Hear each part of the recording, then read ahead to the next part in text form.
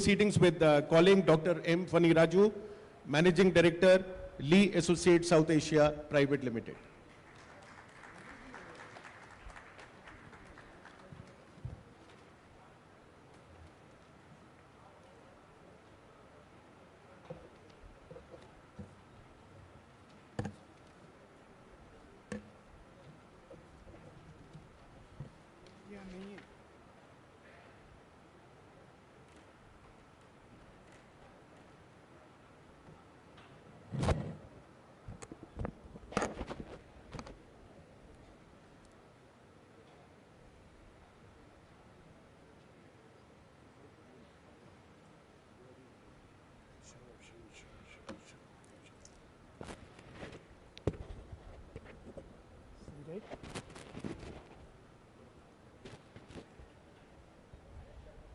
Thank you, Sagar, and thank you, Professor Sanjay Gupta.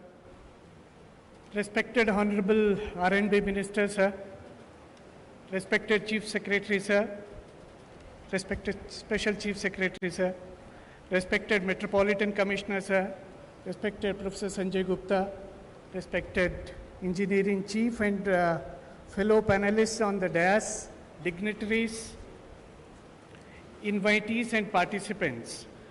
I am honored to be here, and I sincerely thank RNBD and HMDA for giving these particular opportunities.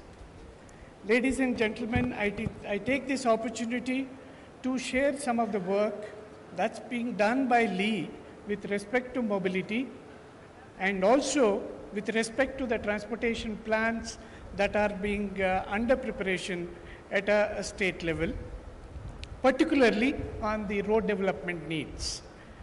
Through this talk, our effort is to help you to appreciate the kind of demand that exists and also the kind of requirements that would be there at urban as well as at the rural connectivity.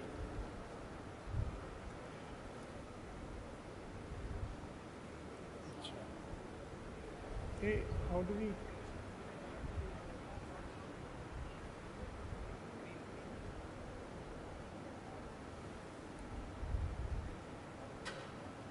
working.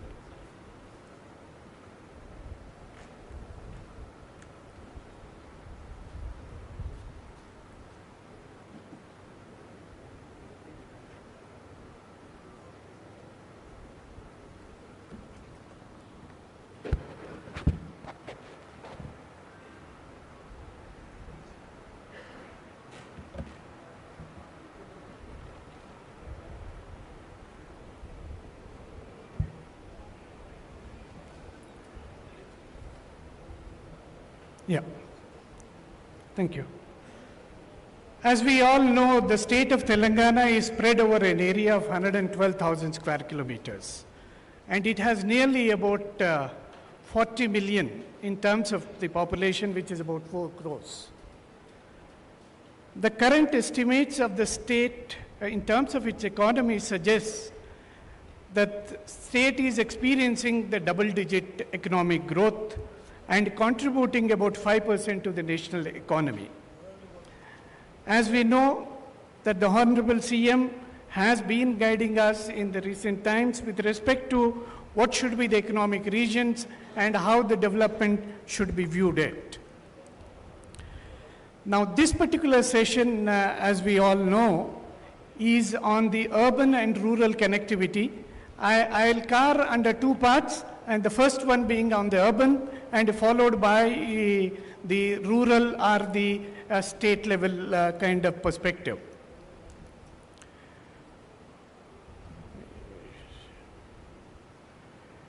The city of Hyderabad has been experiencing tremendous growth over a period of time.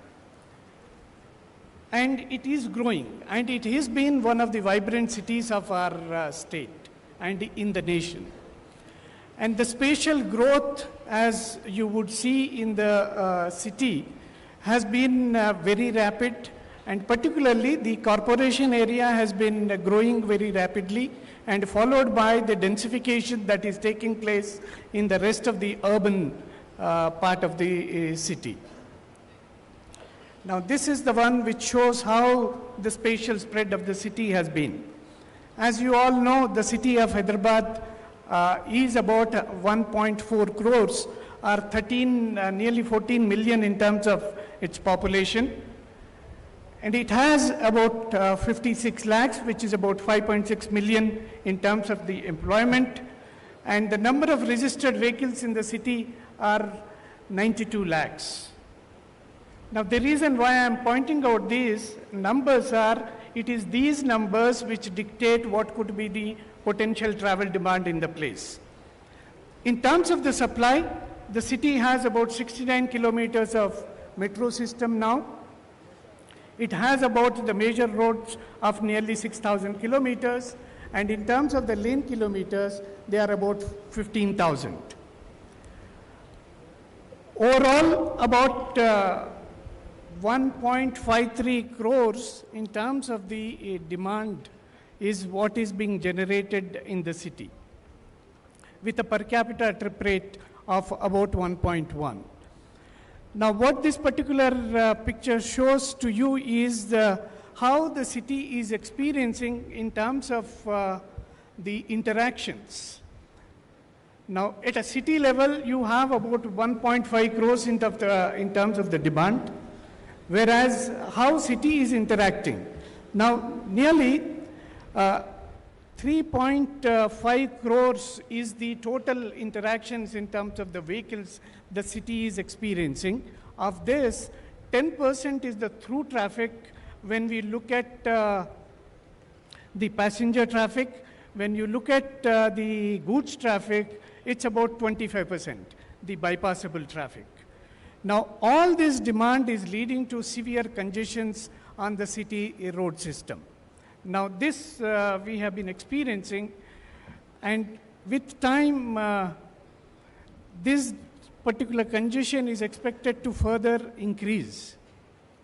But the efforts are on as Metropolitan Commissioners has told us that the efforts are on towards preparing a mobility plan and having a better transport system to meet the future needs. The estimated population of Hyderabad is expected to be very, very high. Now, what this particular table shows to you is we have about 1.4 crores in terms of the population. The city is going to add nearly another Hyderabad by the year 2047. Now, that's going to be huge. And what it will lead to is huge demands with time. While the employment size is expected to further increase from 56 lakhs to nearly 1.27 crores. So what we are seeing is the population is doubling, the employment is more than doubling, and the trip rates are going to increase by at least 20% or so. All this would lead to an increase in the. And most importantly, as you see here, the private vehicle growth is expected to grow much faster even than the population.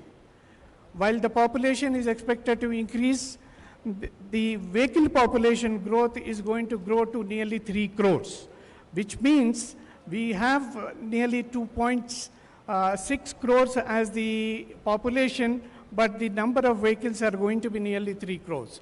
Now, that's going to be the huge in terms of the demand. Now, these numbers, when we look at how they will translate into the travel demand, it's going to be about 3.6 crores population, the passenger trips per day are going to be generated. Now, the 2.6 crore population will generate about 3.6 crores person trips, and they have to be met. Now, if we don't do anything in terms of our transportation system and the planning, what it could lead to is the current 28 kilometer speed on the network is going to get dropped to about 22 kilometers. And unless and until we put together serious interventions, things are not going to happen. We have been working, and we have been very fortunate to have been working with HMDA under the leadership of Metropolitan Commissioner Sir, Sarfaraz Sir, and we have been having extensive interactions. how is that we can reduce the travel demand, how is that we can contain the trip length. The efforts are to re-densify the corridors along the metro systems and also along the rest of the transportation corridors. By doing so, we will be able to contain the demand, and as a result of which, we should be in a position to enhance the speed to about 42 kilometers. Now, one is the part of the internal travel demand. The other one is the external travel demand. If we see, it's going to be, again, as I said, it's going to increase in leaps and bounds. And all this would require a transportation system which is of multimodal in nature, cutting across several modes, and this is what you would see. We require about over additional 333 kilometers of metro system from current 69, which means city will require to have about 400 kilometers of metro system. City also requires an exclusive bus rapid transit system of nearly 220 plus kilometers, and we require exclusive bus lanes. What we mean to say, exclusive bus lane is we should give priority to the public transport system of nearly 320 kilometers. In addition to this, as Metropolitan Commissioners has indicated, the multimode, the MMTS system which is there in the city requires further significant enhancement. In addition to this, the public transport routes and their rationalizations are required to be done, and also the hierarchical road system we need to bring in place. In addition, several elements of other multimodal transportation plan include putting together the terminal facilities, logistic hubs, and number of such things. Now, what you see here is how the metro is going to be with time, and also the MMTS as well as the road network and the terminals at this number of locations. All these efforts, I would submit to all of you, are expected to result finally in terms of controlling and ensuring the time an user is going to take. From a 38 kilometers, which was there in the year 2016, the average speed on the network has dropped down to 28, and these interventions cutting across modes potentially can lead to we having an average trip length of or the average speed of about 40 kilometers or so. Now, this is at a urban level, that is metropolitan area level, and when we get into the rural setting and how the situation is likely to be. And the state, as you know, has an extensive network of the road system of nearly about 34,000 kilometers, and with nearly 50,000 lane kilometers in terms of the supply. I don't know. One very important thing which all of us should certainly note is the level of the growth of motorized vehicles at a state level. We are going to add about 1 crore, about 10 million additional new vehicles in the, it is what has happened in the last 10-15 years. That's about 1 crore new vehicles got added. And all this has led to the kind of desire and the travel that you see here. What I want to inform you is over 1 crore regional trips are getting generated of the passengers. Nearly 21 lakh goods trips are moving on the state road system. And all this leads to having the kind of travel time contours, something like this. What you see here is how far that one can travel with the current kind of transport system. Ambitions. Three fiscal realities compel this. GST limits, tax to GSDP hikes, FRBM caps borrowing at 3% of GSDP, dwindling household savings starve long-term projects. PPs break these chains.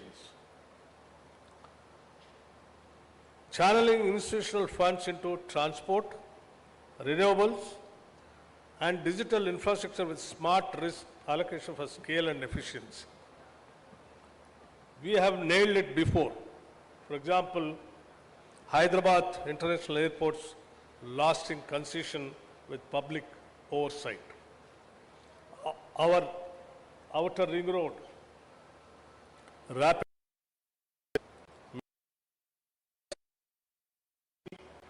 success, all approvals, stable rules, and fair resolutions.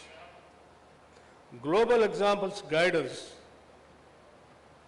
Chills $15 billion via standardized contracts. Australia's affordable water reliability, UK's outcome-driven hospitals, Canada's transport public-private partners in Vancouver attracting pension funds. Vision 2047 envisages private capital playing a dominant role, with public-private partnerships contributing approximately 10 to 15% of total investment. This contribution is vital for reducing fiscal pressure and accelerating long gestation projects in mobility and clean energy and social infrastructure. By anchoring investment in well-structured public-private partnerships, Telangana creates a scalable financing environment aligned with the long-term goals. Areas of public-private partnerships, expansion in Telangana, transport and urban mobility. As urban centers expand, as you are all aware, the Telangana state is more or less a city. It is expanding in such a way that is how government are also designed like core urban region economy, like within the outer ring, inside of the outer ring road, beyond outer ring road, in between regional ring road is peri-urban regional economy, and beyond regional ring road, rural agriculture region economy. That's how the state has been, we have designed to expand our urban area also. As urban centers expand, demand for metros, BRT corridors, and road systems will grow more and more. Public-private partnerships can support construction and operations through predictable payment structures, ensuring high service quality for capital-intensive projects. Renewable energy and emerging technologies. To contribute to India's 500 gigawatt renewable target is also a huge target, where Telangana can use public-private partnership for solar parks and hybrid zones. Long-term power purchase agreements reduce developer risk, which is possible in the energy sector. Public-private partnerships are also applicable to grid-scale storage, green hydrogen, and industrial decarbonization. Logistics and industrial infrastructure, if you see, supporting sectors like pharmaceuticals and electronics requires robust logistics. Warehousing, cold chains, and multi-modal parks can be delivered via public-private partnerships, where the state provides land and connectivity while private partners fund facilities. Even digital and data infrastructure also. Artificial intelligence, cloud computing demands significant digital infrastructure today.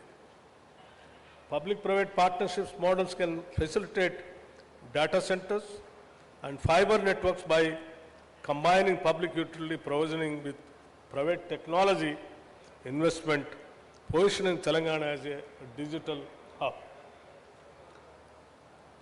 Healthcare also, public-private partnerships can expand diagnostics and hospitals with payments linked to service quality. Education partnerships can support digital classrooms and skill centers. As already we have started skill centers in our state, like, one skills university, which is already started here in this Bharat Future City, where we are conducting this seminar. It is on the construction of the classes already started in other campus. Maybe very soon, in another 3-4 months, we are going to inaugurate that building also here.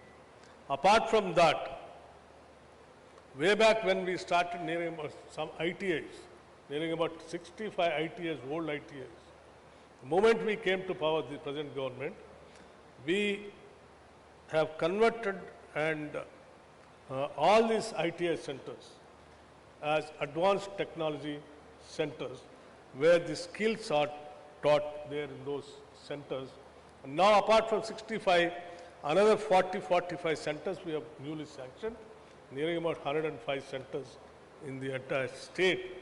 Now the skills centers have started with public-private partnerships. Many of the industry leaders involved in this skills university and advanced technology centers also. Their participation, they deciding the syllabus, they are selecting the academicians, and they are teaching and taking them into their companies as their workforce or talented human resource. So, outcome-based contracts here, workforce contracts tied to job placement and skill development programs. And water and sanitation also, performance-based models can enhance operational efficiency. Advanced PPPs, tools for Telangana's investment agenda. To attract long-term capital, the state can employ sophisticated instruments, partial risk guarantees, mitigate regulatory risk to attract institutional investors. Outcome-based financing links payments to specific indicators, learning outcomes like aligning public goals with private operations. Blended capital combines public capital with private investments for innovation-driven sectors. Revenue-linked models like strength and viability in sectors with stable user fees.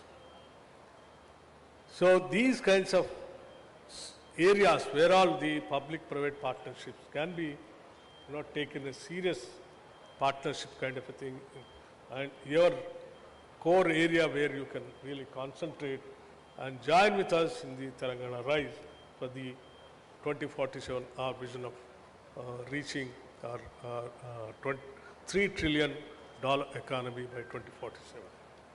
So, request is to financial institutions like ADB, World Bank, or Blackstone, or any other, for example, the other friend is also here, like all your people can think about the Telangana. Telangana is the one state in this country which is attracting not only the states of this country, the whole world is looking towards Telangana. The kind of infrastructure what we have already given and what we are going to give to the state are going to be a biggest strength for the investors. And it is a heaven for the investors to come here and to take part in our rise. So I request all the financial institutions to take part. Our vision document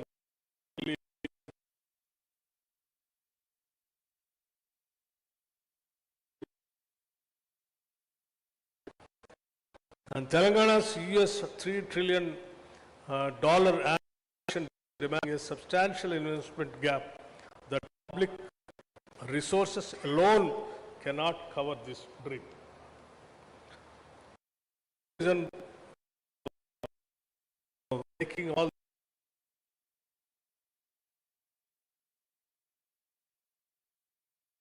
efficient solutions maintaining physical production.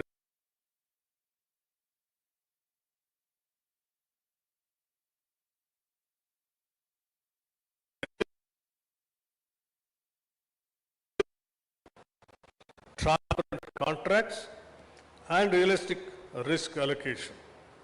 Used strategically, public-private partnerships will be instrumental in converting Telangana's development goals into concrete infrastructure and social outcomes. So, once again, I'll conclude. I'll not take much of your time. We are all waiting for your valuable suggestions also. My only request to all the participants, please go through our document which we are going to release. And wherever you find you want to invest, and the state is ready to invite you, welcome you, and you all aware that Telangana's Atma is hospitality. Our hospitality is our philosophy.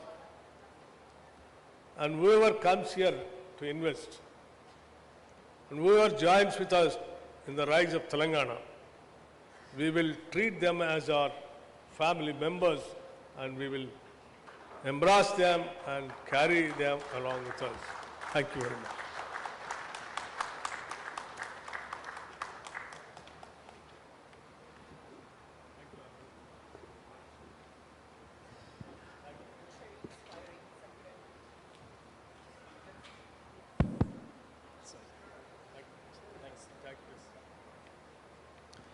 Thank you, sir. The Honorable Deputy Chief Minister has emphasized the importance of the PPP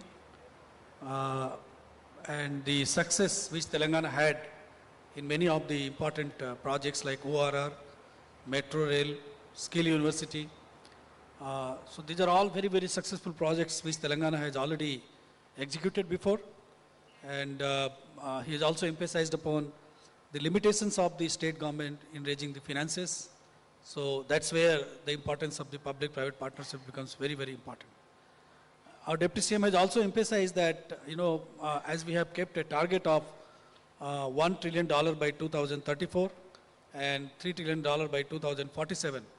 So our investment rate, which is at present the 37%, has to go to 50%.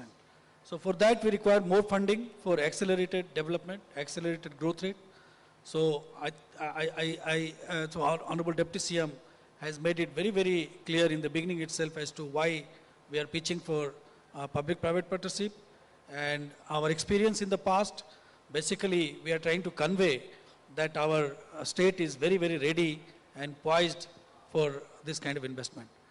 Our Deputy CM has also said that today evening our Telangana vision document is going to be released, and all the participants are requested to go through it, and wherever there is a possibility of investment and doing something more concrete technologically, I think the state will be welcoming all of you.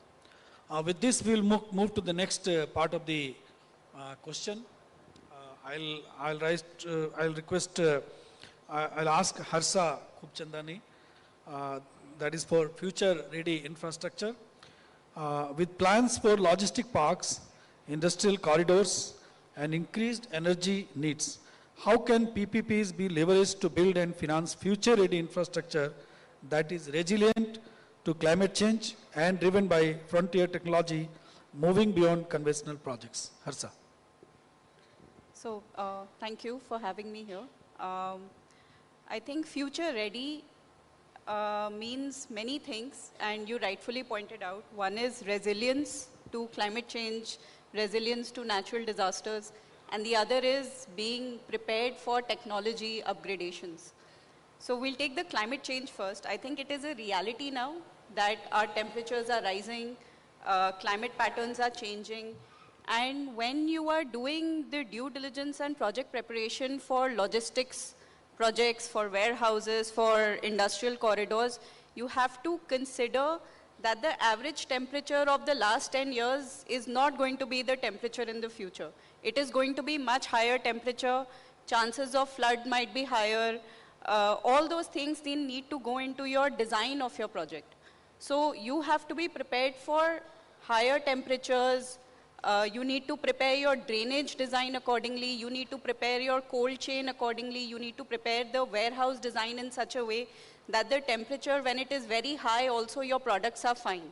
Same for industrial corridors. The road might crack at very high temperatures.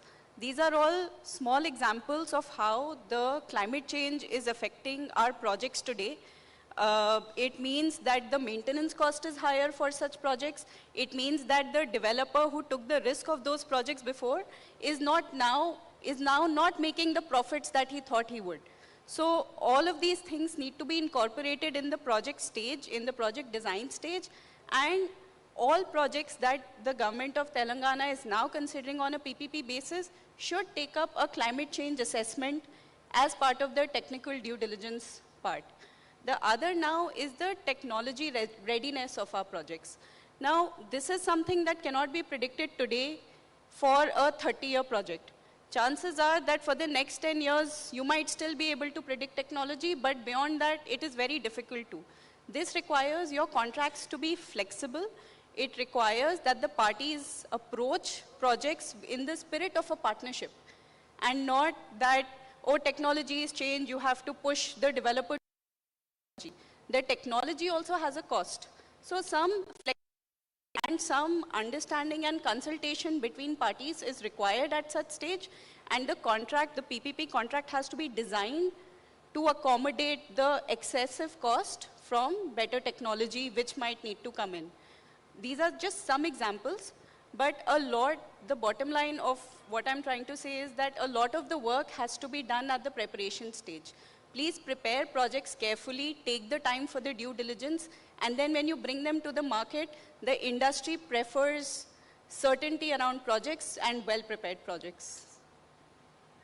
Thank you, Harsha. I think you have touched the moot point of this climate,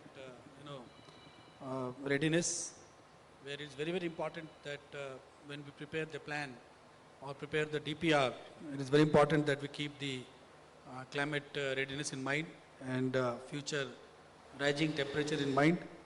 And she also spoke about technology, readiness.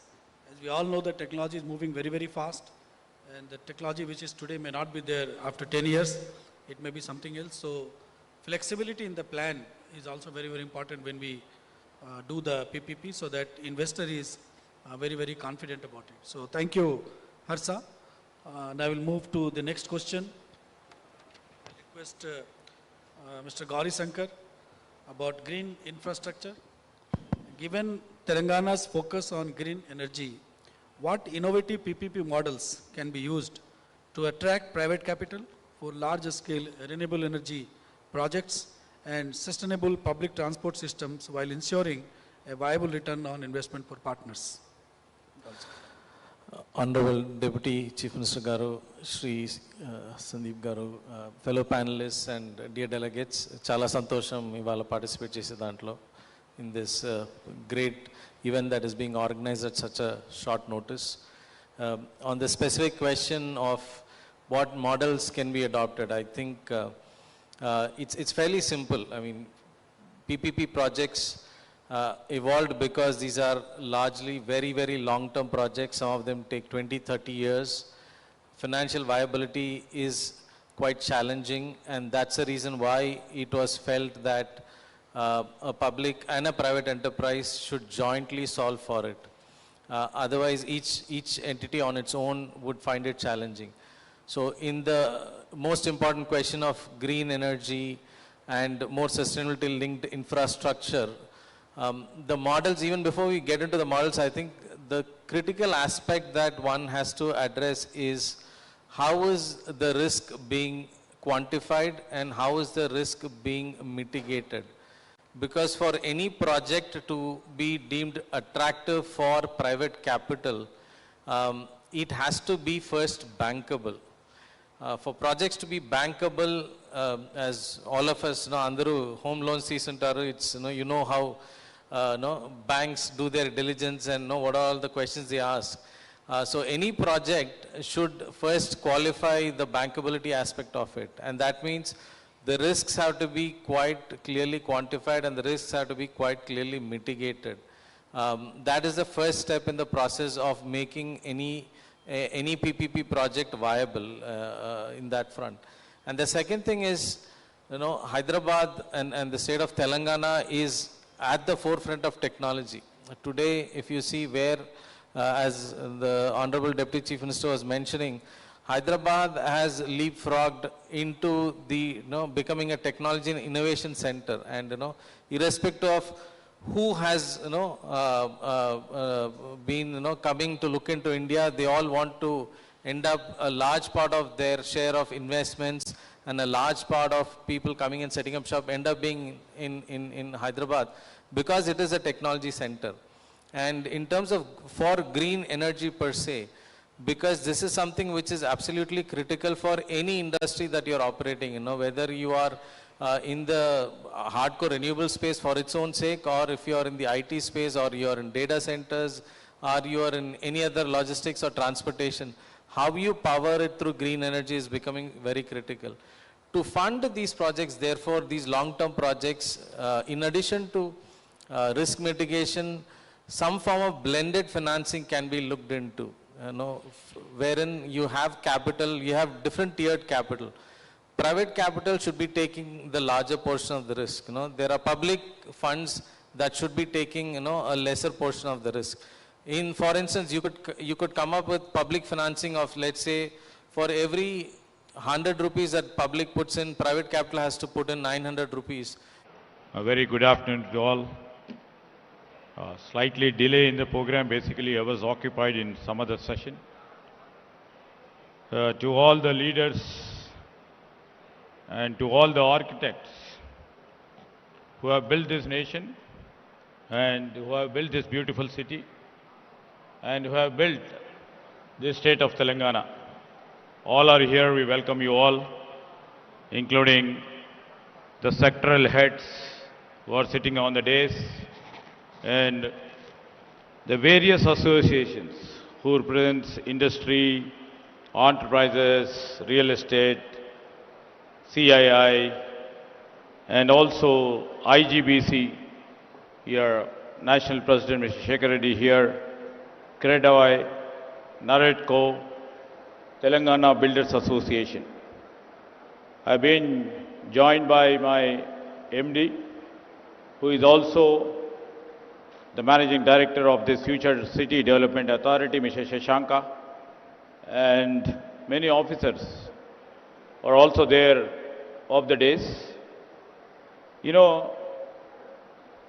Today is the second day where we were and holding this Global Economic Summit.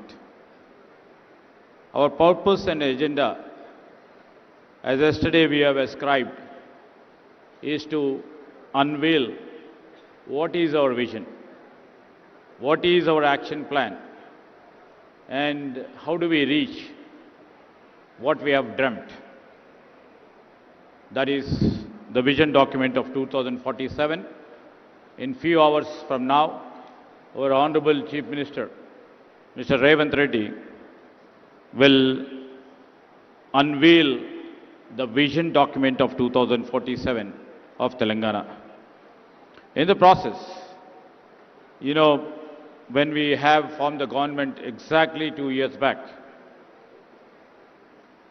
and when we have a competition in the changing atmosphere, in terms of industries, in terms of technology, in terms of building cities, in terms of providing drinking safe water, in terms of providing and giving the fresh air, and to create a sustainable livelihood for all the people of Telangana specifically. We have analyzed many factors which we have taken into account. One is the factor where we have seen in many cities the congestion of cities which the cities couldn't able to bear in terms of the traffic mobility, in terms of the resources what need to be given to the citizens have become a great challenge. This challenge has thrown us literally what should we do next in the geopolitical situation, in the times of technological disruptions, and to create a sustainable development in the city. Then we came upon an idea of constructing a city with net zero concept. Maybe, our ambitions and dreams from yesterday till now, many elders who have been there on the government side too, would have been thinking that they are just thinking above the mountain. But we would like to take this challenge, and that is how we took the challenge of this construction of this future city. We know there will be many challenges. The future city, which shall encompass, the critical growth corridor, and which has been featured, a well-planned alternative city of the growing and migrating people to Hyderabad.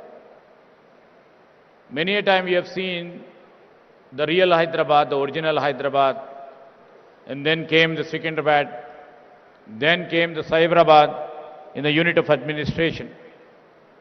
And now we are coming with a future city, Bharat Future City. When I mentioned about Cyberabad, we are visualizing this Cyberabad after a few years. And while visualizing Cyberabad or any densely populated cities elsewhere, our people should not face this problem. That's the real reason we have come up to do something which is different, and which shall be competent, and which shall be a noble city with almost zero carbon, that is net zero city. Not only in terms of coming up with a well-planned architecture featuring the architectural greatness, but this city we are just thinking which symbolizes smart infrastructure, sustainable living, and also the economic dynamism. This city shall be a resilient and shall create a scalable framework that aligns both with the state priorities and also aligns with the global urban development standards. That's the real reason we call it Bharat Future City. And under my ministry, we have an industrial infrastructure corporation that is headed by my MD, Telangana State Industrial Infrastructure Corporation, has envisioned the future city as a Hyderabad fourth nucleus.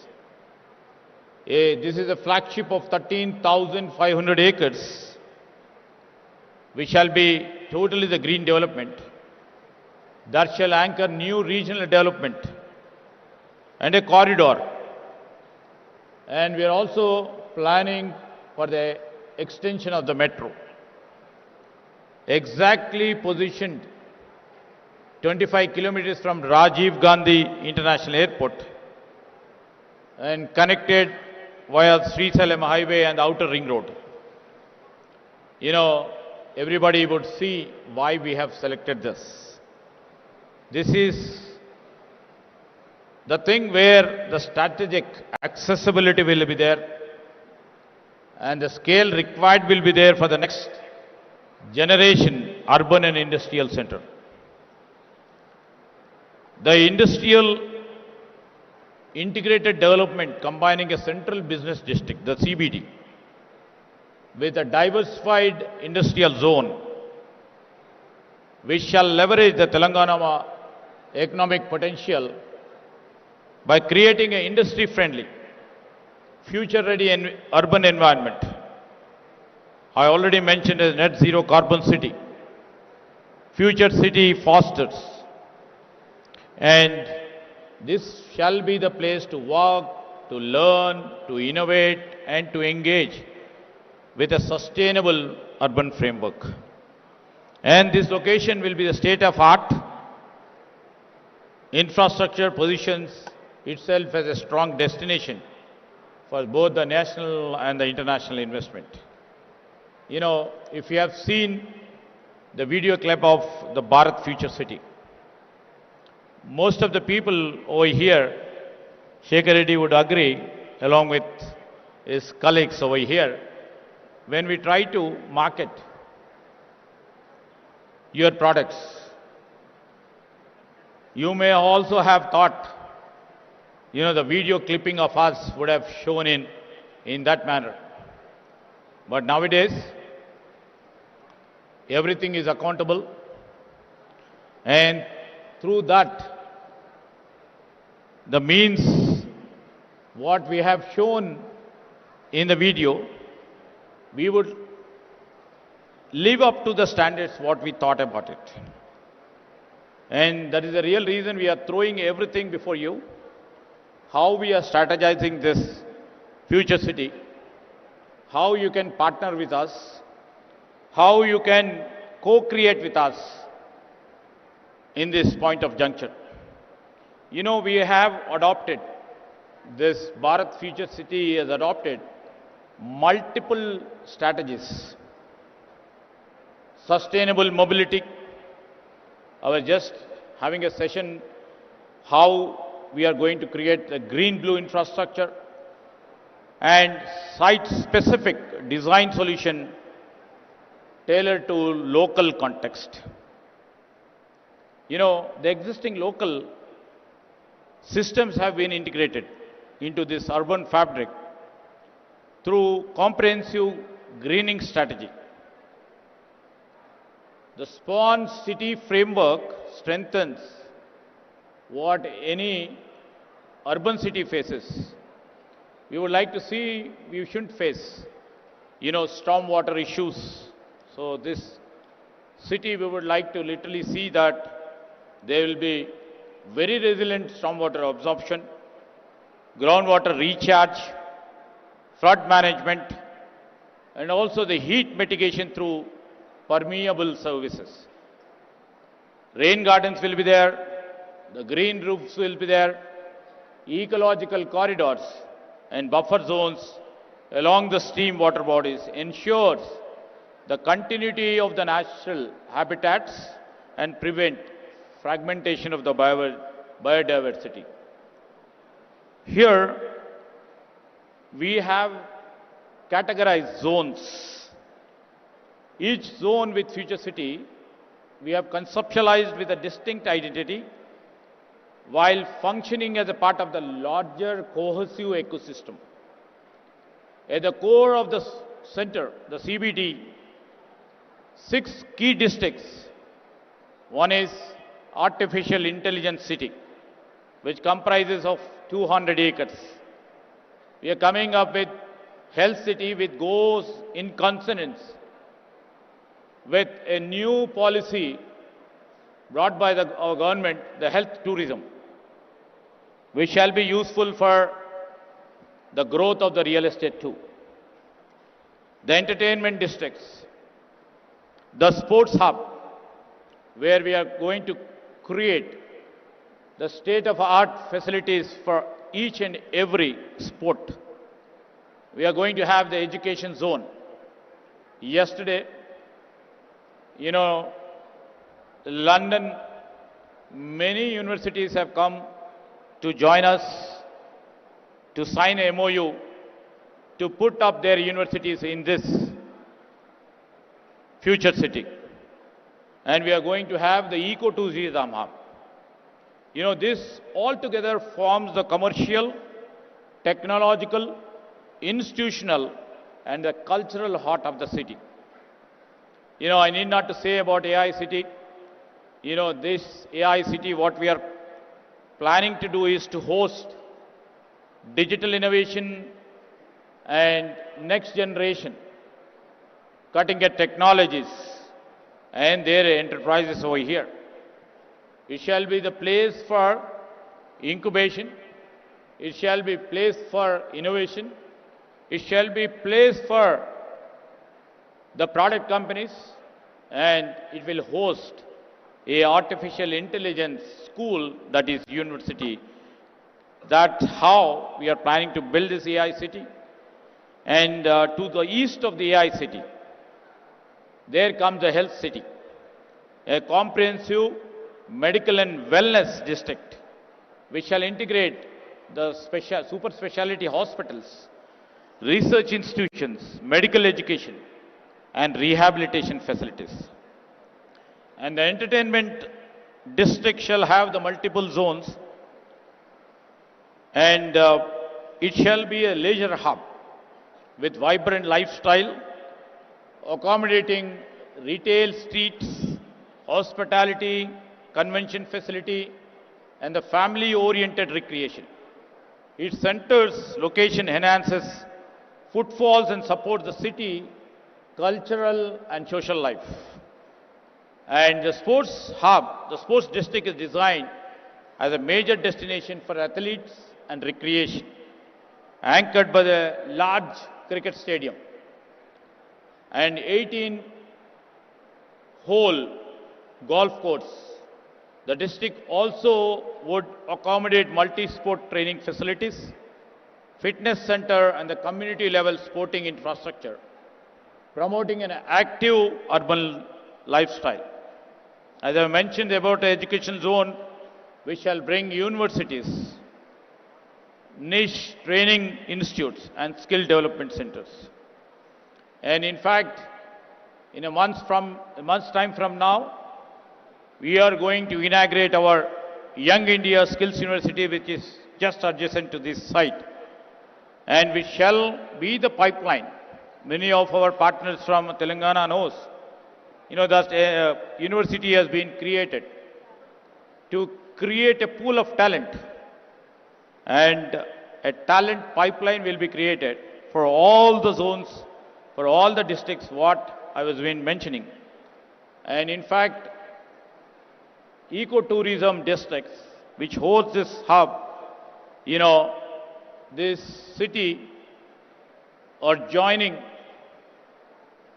will be the urban forestry, which we are trying to build an unparalleled ecotourism adventure right at the city's doorstep with a nature-based leisure, eco-stays, outdoor learning, and adventure activities. And I'm happy to share with you, Vantara, most of the people knows, the Vantara has signed MOU to put up there one more unit into a commercial one. And for all these districts, we need a residential zone. Located in the north and also southern parts of the site, we will provide diverse housing options ranging from plotted developments to the gated communities and high-rise residences.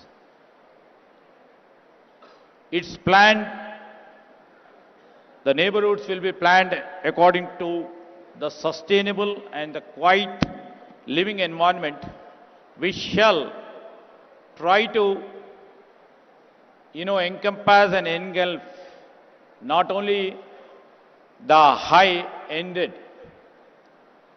urban population, we shall try to accommodate the middle class and upper middle class, and also for the working classes, which shall be required to propel this growth center of this city.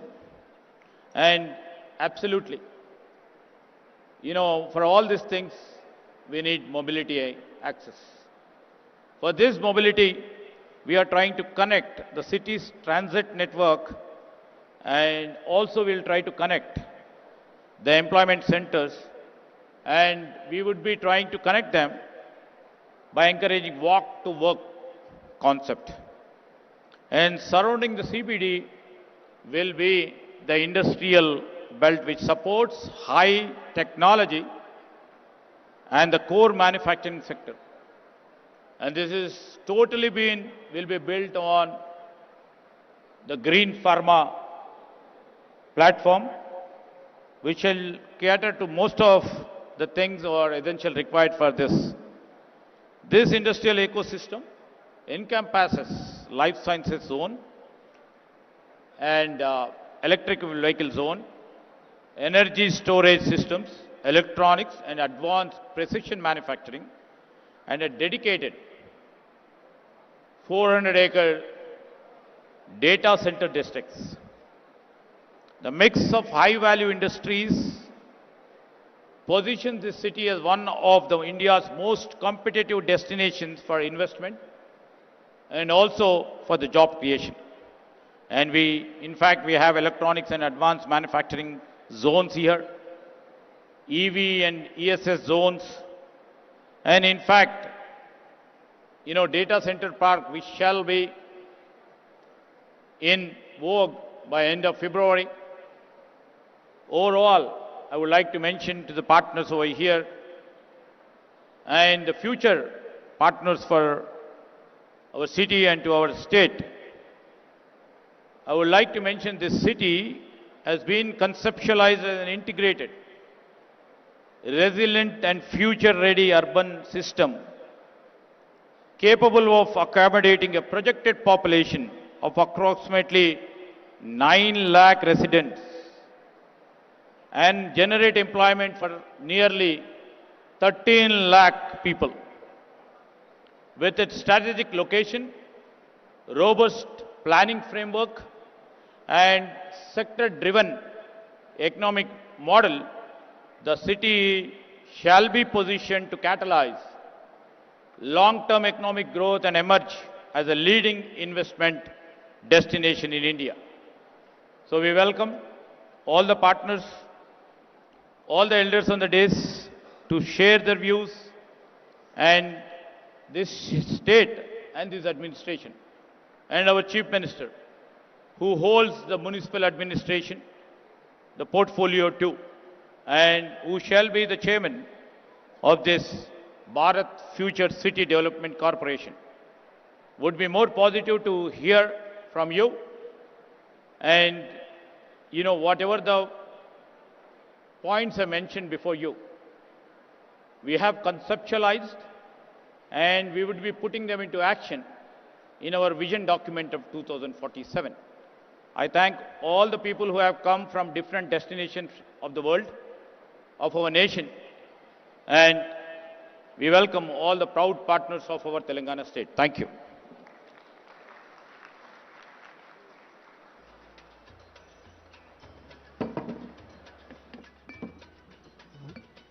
Well, thank you. I'm audible?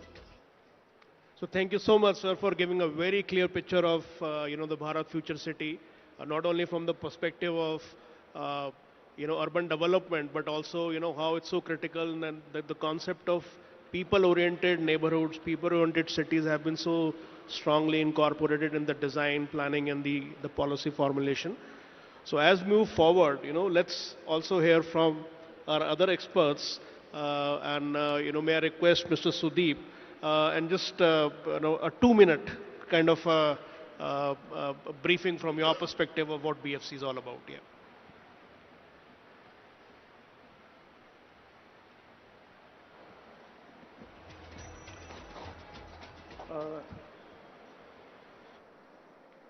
Thank you, sir, for such an inspiring introduction. And I would like to, of course, congratulate the government of Telangana for this very far-sighted initiative. We are all aware that any new cities can contribute significantly to the economy of the region, whether it is in terms of government expenditure, private consumption, exports, and of course they are a large employment magnet. And in this particular case, we are certain that it will also be an innovation, a laboratory for innovation. And that's the kind of vision that we are looking at. Any initiative of this kind requires some strategic choices. And it's quite obvious that we have already made a few strategic choices, and I would just like to dwell upon some of them. If you see globally, many cities have adopted a model for a single sector or focused on a specific sector. Um, However, in our case, we have opted for a multi-sector approach and looking at a wide range of economic activities, whether it's AI or life sciences, electronics, sports, film, etc. And I personally am a strong advocate of this multi-sectoral approach, specifically from an economic perspective. And the reason is that different sectors have their own cycles. And it is important to get a basket of such sectors together in order to nullify any negative cyclical aspects as far as the economy is concerned. Therefore, it's very important for us to look at this entire development as a portfolio approach. And I would like to kind of delve upon this going ahead in the future also. Now, while we have chosen a certain set of sectors to be the key drivers for our economy, it's also important to understand that many of them have synergies. And while, for example, AI and life sciences, globally they are now converging. Similarly, medical diagnostics require data analytics. So there is a lot of convergence in economic activities that is happening. And while it's important for us to co-locate some of these sectors together, it's also important to weave in our design some of the softer aspects as to how these sectors can interface with each other and actually contribute to the growth of the economy. So this is the first point I would like to make. Similarly, it's very important to, and this is very much a part of the design of this program, to have a skill university. Again, there will be a lot of commonalities within different sectors as far as skill growth. So it's important for us to recognize what those commonalities are and where the differences are, and get in the right inputs so that we can phase out our interventions properly. Similarly, again, in terms of common infrastructure, I think one of the important aspects which the private sector would be looking at is how to be more cost competitive.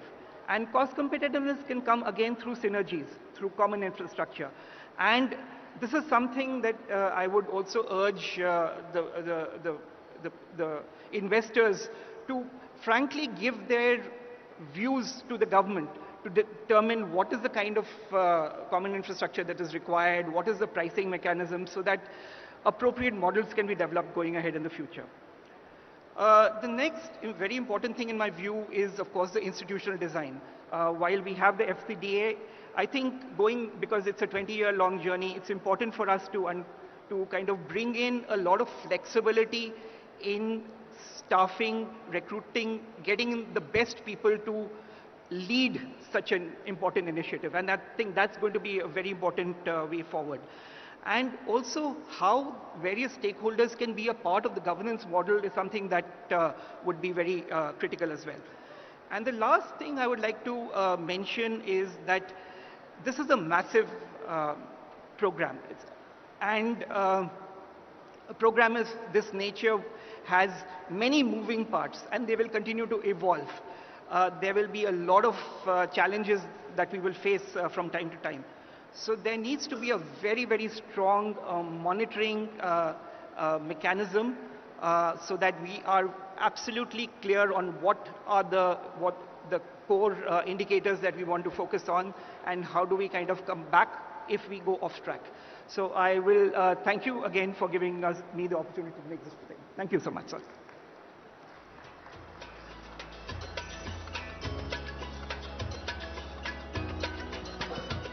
Thank you, Sudeep. I think some of the key pointers or takeaways is synergies between different industries, and at the same time, don't put your eggs in the same basket, diversify. With that, may I ask, Sandeep to give a perspective from real estate. Thank you, Vishal, Honorable Minister, and my friends on the dais and off the dais. a wonderful audience. To start with, I've been to many state government initiative summits, but I can say, Honorable Minister, one of the best I have seen in last 5-7 years, very well organized. As Vishal has given me just 2 minutes, so I'll try to wrap it up. I don't think in recent past, at least in 10-15 years, any state government has thought, imagined of to do a project of this scale, 13,500 square kilometers. It is something mind-blowing, is something very, very ambitious, and it needs a lot of guts, a lot of vision to even think of that. So at first level, I think success comes when you start visualizing it, and at the first step we have achieved that, visualizing that 13,500 square kilometers of a city by itself. Secondly, I'll say, we at JLL, we are there to help the government and to bring a lot of our clients, do a roadshow for this Bharat Future City, educate all our clients across the world, right from Japan to South Korea to US, all the industrial clients, all the logistic clients, clients in AI, data center, about Bharat Future City and what is there in the Bharat Future City, how able is the government, how proactive is the government, and convince them and bring it to Telangana to invest. That is something we, as one of the stakeholders and JLL, we can do to help the Bharat City, future Bharat City being successful. We have seen most of the metros, the success has happened predominantly in and around IT, ITS. I think we have to change that thought process. Yes, IT, ITS, I talk of GCCs and IT companies is very important, and that's what has fueled the services economy of India till now. But I think we have to think beyond that. I think any country cannot grow, cannot achieve its full potential unless we have the manufacturing. If we don't have an economy catering to the semi-skilled laborers. Now Bharat Future City has a wonderful opportunity to cater to the manufacturing sector, cater to the logistics, cater to the warehousing, and all other semi-skilled companies to come and set up their bases here. This is an amazing opportunity. In the core city of Hyderabad, the land costs are so high, it's not possible to accumulate, forget about 200, 300 acres, it's not possible to get even 10 acres. Now here is an opportunity, and a lot of investors are there in the audience. I think today morning I met people from Semcop, they're from Singapore, one of the biggest logistic company. And I understand, they are here. I'll request companies like them to come and invest in this Bharat Future City and make it as a manufacturing magnet. And I believe the $3 trillion economy is achieved by the combination of the services sector as well as manufacture. This is a golden opportunity. I would like to thank again the government for this wonderful vision and wishing all the best to the government. Thank you. Well, thank you. And I think there have a couple of questions based upon your talk, and which I'll mention probably towards the end of the session. Sanjay, if we can discuss something on the lines of institutional framework and of course funding. 3 minutes, please. Honorable Minister, MD, TGIIC, and my panelist colleague, first of all, thank you for inviting us for this important seminar. Are you putting presentation? Okay, I have a presentation, but I think let me just quickly go through it. I think we have already, this is established fact that cities are under-leveraging potential in India, and there is a tremendous scope for cities to grow and bring employment and bring jobs. And urbanization is a critical factor. So, okay. No, it's not moving. Yeah. Next. So, this was very much acknowledged by Government of India, and this is the two publications. One is on the cities as growth hubs and creative redevelopment of cities. These are the two knowledge products, actually Asian Development Bank and World Bank put together. And of course, there is another publication on harnessing economic potential for Indian cities. So based on this knowledge product, the Government of India has recently launched Urban Challenge Fund. So I wish to compliment government that you are already on this path. cities as growth hub, this is perfectly the city what you are developing. And on the other side, creative redevelopment of cities, we have 9 typologies. And one of the typologies is riverfront development. And that also, Musi River is taken by Telangana government. And we are happy that ADB is associated with it. So, I think just on a global experience on urbanization, I think economic growth are, cities and urbanization and economic growth are intimately connected. And the underlying reason I think all of my earlier speakers have talked about is agglomeration economies, where I think the step taken to get mix of industrial use, I think that's where learning through, spillover of ideas, matching input outputs, or sharing resources, which is physical or social infrastructure, I think that helps to cities to grow. Just, I mean, these elements are already, we heard about Honorable Minister speaking. So, economic vision, integrated economic planning, transport planning, land market utilization, governance and institutional capacity, transparency and transport and connectivity, and financing urban development. So these are some of the areas which are critical for the cities as growth. And investment has to go in, as far as the infrastructure is getting created, I think one has to ensure sustainability also, and where different sources of financing comes into play. For example, how land can be monetized, what are the market-based financing solutions, and one point is to be noted that it's only not creation of infrastructure, but it's sustainable operation and maintenance. So how can we structure the user charges and financing those, for future development. So these are some of the aspects which need to be taken into consideration. And one important point I want to make is about the role of the local governments. And we have seen international experience that local governments play a very important role where they play, I mean, they are the decision-making authority, and that helps into cities to grow. And last but not least, what we say is that economic vision for the city is very important, and therefore city region marketing programs, investment promotion programs, creating single window clearances, master planning more on the regional level, and integrating, other sort of land records and other things, and encouraging, the urban local bodies and integrating them into the progress is important. The last point on the economic vision for the cities, what I mentioned, is, I mean, we have to decide what is this city is going to be famous for. Identify roles of the stakeholders, and like be it industry, government, investors, developers. What are the key enablers? For example, skills, land, policies, regulation, capacity building, etc.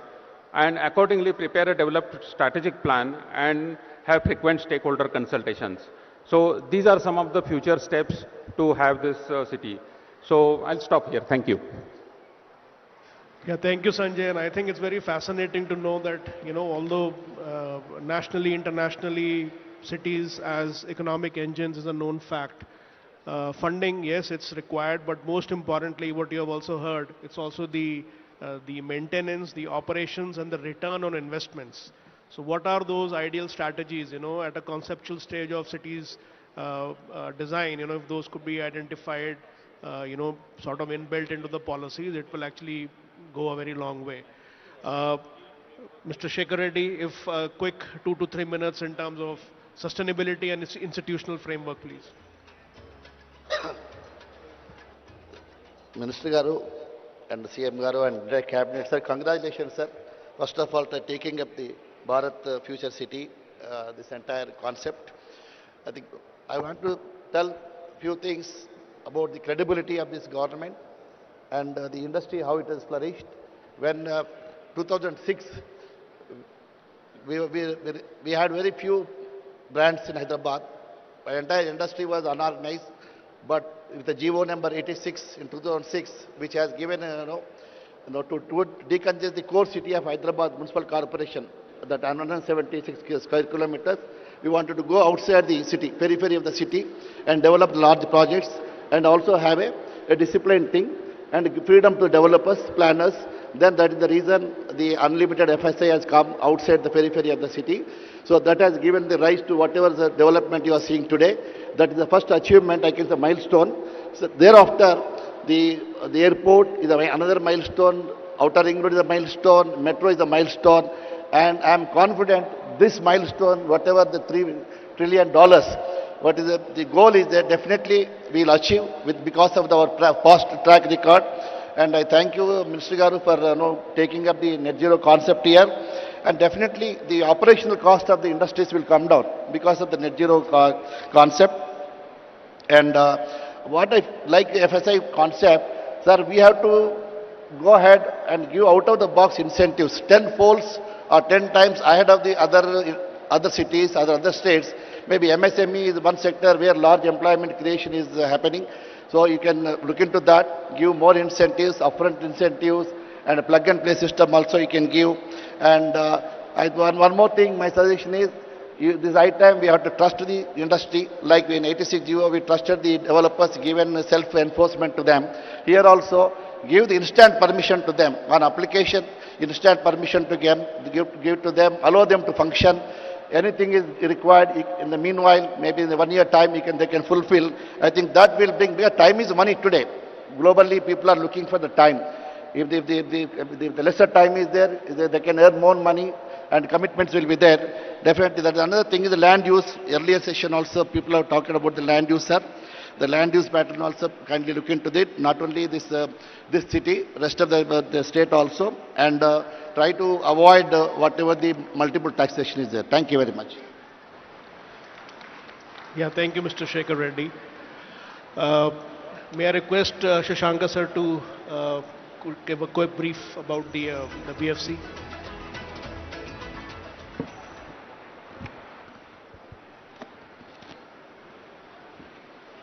Good afternoon, everyone. Honorable Minister for Industries, IT and Legislative Affairs, Sridhar Babu Garu, the other esteemed panelists for today's session, and friends of the dais. It's always difficult to hold the attention after a good meal. I hope we are able to hold your attention, and thank you for being with us today. And I take this opportunity to welcome you all again formally to the project called Bharat Future City, where we are conducting this particular session today. And just to give you the context, since Bharat Future City has been planned as one of the ambitious projects of this government, the entire venue and this setup, we could come up with this in the last 20 days with all the hard work. So I'm sure you can trust us with the project progress also in the days to come. My esteemed panelists have already mentioned, along with the Minister, sir, many points about this particular project. So without taking much of your time, Future City Development Authority is an extension of the successful model of our state, which is Hyderabad Metropolitan Development Authority, wherein it will concentrate, it will be a fusion of urban transformation on the planning part and also energizing the rapid industrial development through policy making. So this will be spread across around 765 square kilometers, around 180,000 acres, wherein the core will be the industrial smart city named by our Honorable Chief Minister, which is Bharat Future City.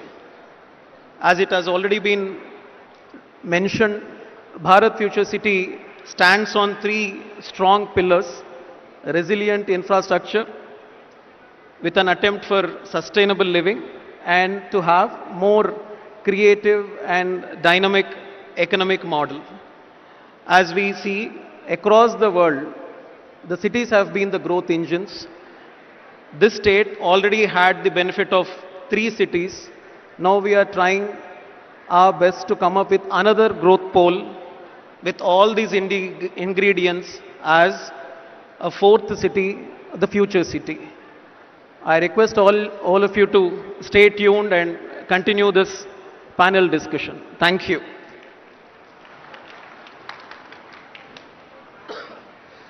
All right. So, first of all, thank you all the, the panelists, and a lot of points were discussed. So why these things were being discussed, I made some notes. I have few, specific questions. Maybe we'll start with Minister Sir, if I may. Uh, Sir, in what aspect or component of Bharat Future City excites you the most? You've asked a difficult question, but all aspects are very, very close to, dear to us. Absolutely, I may be a little partial when it comes to my own ministry as an IT and industry, but all aspects are very, very dear and close to our government and our chief minister. So all aspects. Well, I was told about each district. All these districts which we are, trying to see that they become the best asset of the state as well as to the nation. And it shall be the first of a kind for the global arena. So very difficult question. Yeah. Sure, Mr. No, I think it's a great answer, because that's what all of us were expecting. Because in cities, it's almost like, having your own child, children. So every aspect of a city is close to you, whether it's a new development, roads, infrastructure, or parks, open spaces, and so on and so forth. Shashanka sir, a quick one. Mentioned about FCDA. If I may ask, how do you foresee, FCDA, which can strategically unlock, the development potential for Bharat Future City? So, FCDA, Future City Development Authority, as I mentioned, is the planning. It provides that planning framework, like how a city should be, or the probably what we lack in our cities largely is the planning aspect, which we want to plug in here and make sure with a proper sustainable master plan. And Shekhar Reddy Garu was mentioning about land use, and others were also mentioning about the funding pattern. For all this to happen, a lot of policy tweaking is required, which we want to bring in, make it more business friendly, and also come up with a city which caters to every section of the society. Our Minister Sir was mentioning about residential complexes for the working class. Right. So all kinds of aspects we want to attend to. So FCDA is a platform, is an enabler which provides the direction for the 765 square kilometers, so which we miss out in our existing cities and towns. Right. So we wanted to push this greenfield idea through FCDA.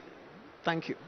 Yeah, see, isn't that fascinating? Although we are talking about Bharat Future City, around 14,000 acres, but here the vision is around 8,000 square kilometers. So just imagine, the steps that the state government and specifically FCDA is taking in this aspect. 800. 800 square kilometers, yeah. All right, so there's few more. I know we talked about, the market aspect, sustainability, institutional framework, real estate. But maybe I'll just pose one question, and from your perspective, start with Sudeep, then Shekhar, then Sanjay, then Sandeep. What role the private sector can play in this journey of making, Bharat Future City achieve its, the long-term objectives? So, starting with Sudeep, you.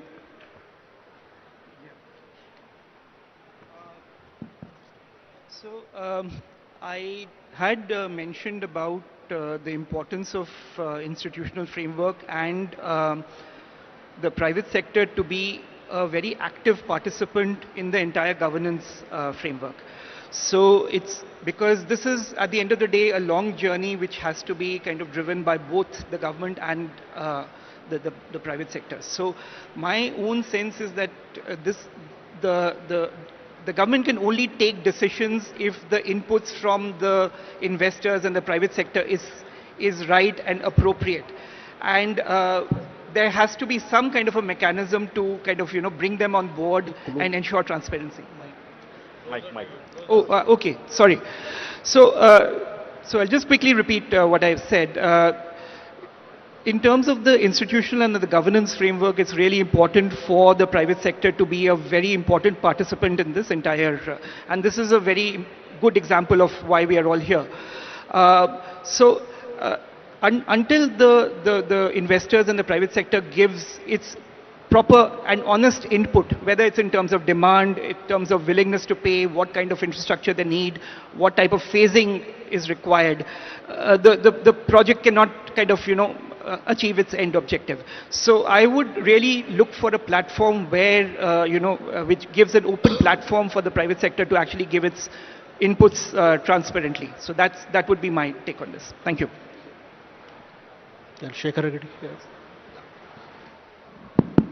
My take on this is private sector can do a lot in achieving this 3 trillion economy, provided I've been saying for the last 2 decades under PPP model, that is only the futuristic, wherein if the state can take all the statutory approvals upfront and declare to the investors globally that if you are a bidder, can start your project next week onwards. So that will encourage many investors to support the entrepreneur. So that is most important, sir, because the time is essence today. And all type of Honorable Minister has said a lot of social infrastructure and other related, any industry, globally and as well as the Telangana developer friends, fraternities sitting here, CA members, everybody, they are eagerly looking what type of ease of doing business is going to happen here so that they can collaborate with globally the potential people, whether it's a manufacturing or a service sector or an IT, the startup companies, anyway. But it all depends what is the vision document is going to be, and it has to be out of the box. I have to say, sir, whenever we used to tell something in the government, people used to look at, I think he's not saying the meaningful thing. But when I repeatedly said over a period of time and again, they understood that meaning, then implemented. So we have seen the results, sir. So this has to be done. We should be ahead of other states tenfold. We should come out of the box. Because we are not losing anything, sir. See, land is there, person is there. If some mistakes are there, anybody can correct it. So that is the reason I'm requesting once again, trust the industry. Leave it to them, because they are bringing the funds. So enjoy the fruits, sir, because you need a lot of employment and downstream GST. That is what my wish, sir. Sure. It would be good to know what's the government's perspective of private sector. You know, in this sort of economies, the economy definitely is, most of the economies are driven by the private partners. And if you see the India at large and states at large, all states including India at the federal level, we take welfare as a priority. In the development, although it's on our agenda, we take the cooperation and coordination of the private players. Most of the capital assets of late have been created by the private parties or the private players, and that tends to show there is a lots of difference in the policy making, also giving lots of scope for the private players to come and participate and grow together in the government. So we in this Future City Development Corporation too, we invite esteemed private players to come and participate and be a part of this development. We welcome everybody over here to what capacities, depending upon their strengths in their domain expertise. We will welcome them with open arms. And many a time I hear Mr. Shekhar Reddy speaking what government should do. We take it in a very positive sense.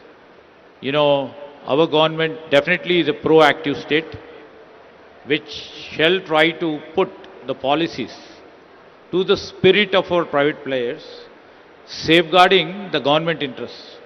And this is one of the beautiful aspects of our government.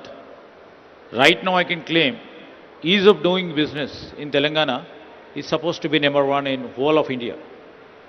And we are coming up ease of doing business, the policy reforms 2.0, so that we can propel what we are having a great ambition of making 3 trillion economy to grow each and every sector or every department in the government has to propel itself.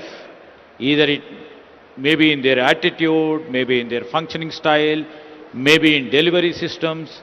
We have to literally see that our delivery systems work in consonance with the thought of a political leader, because we have a political will and intent, how best we can put it across to our partners in the bureaucracy and down-level bureaucracy and see that their cooperation moves ahead. All the positive suggestions, what they have been mentioned.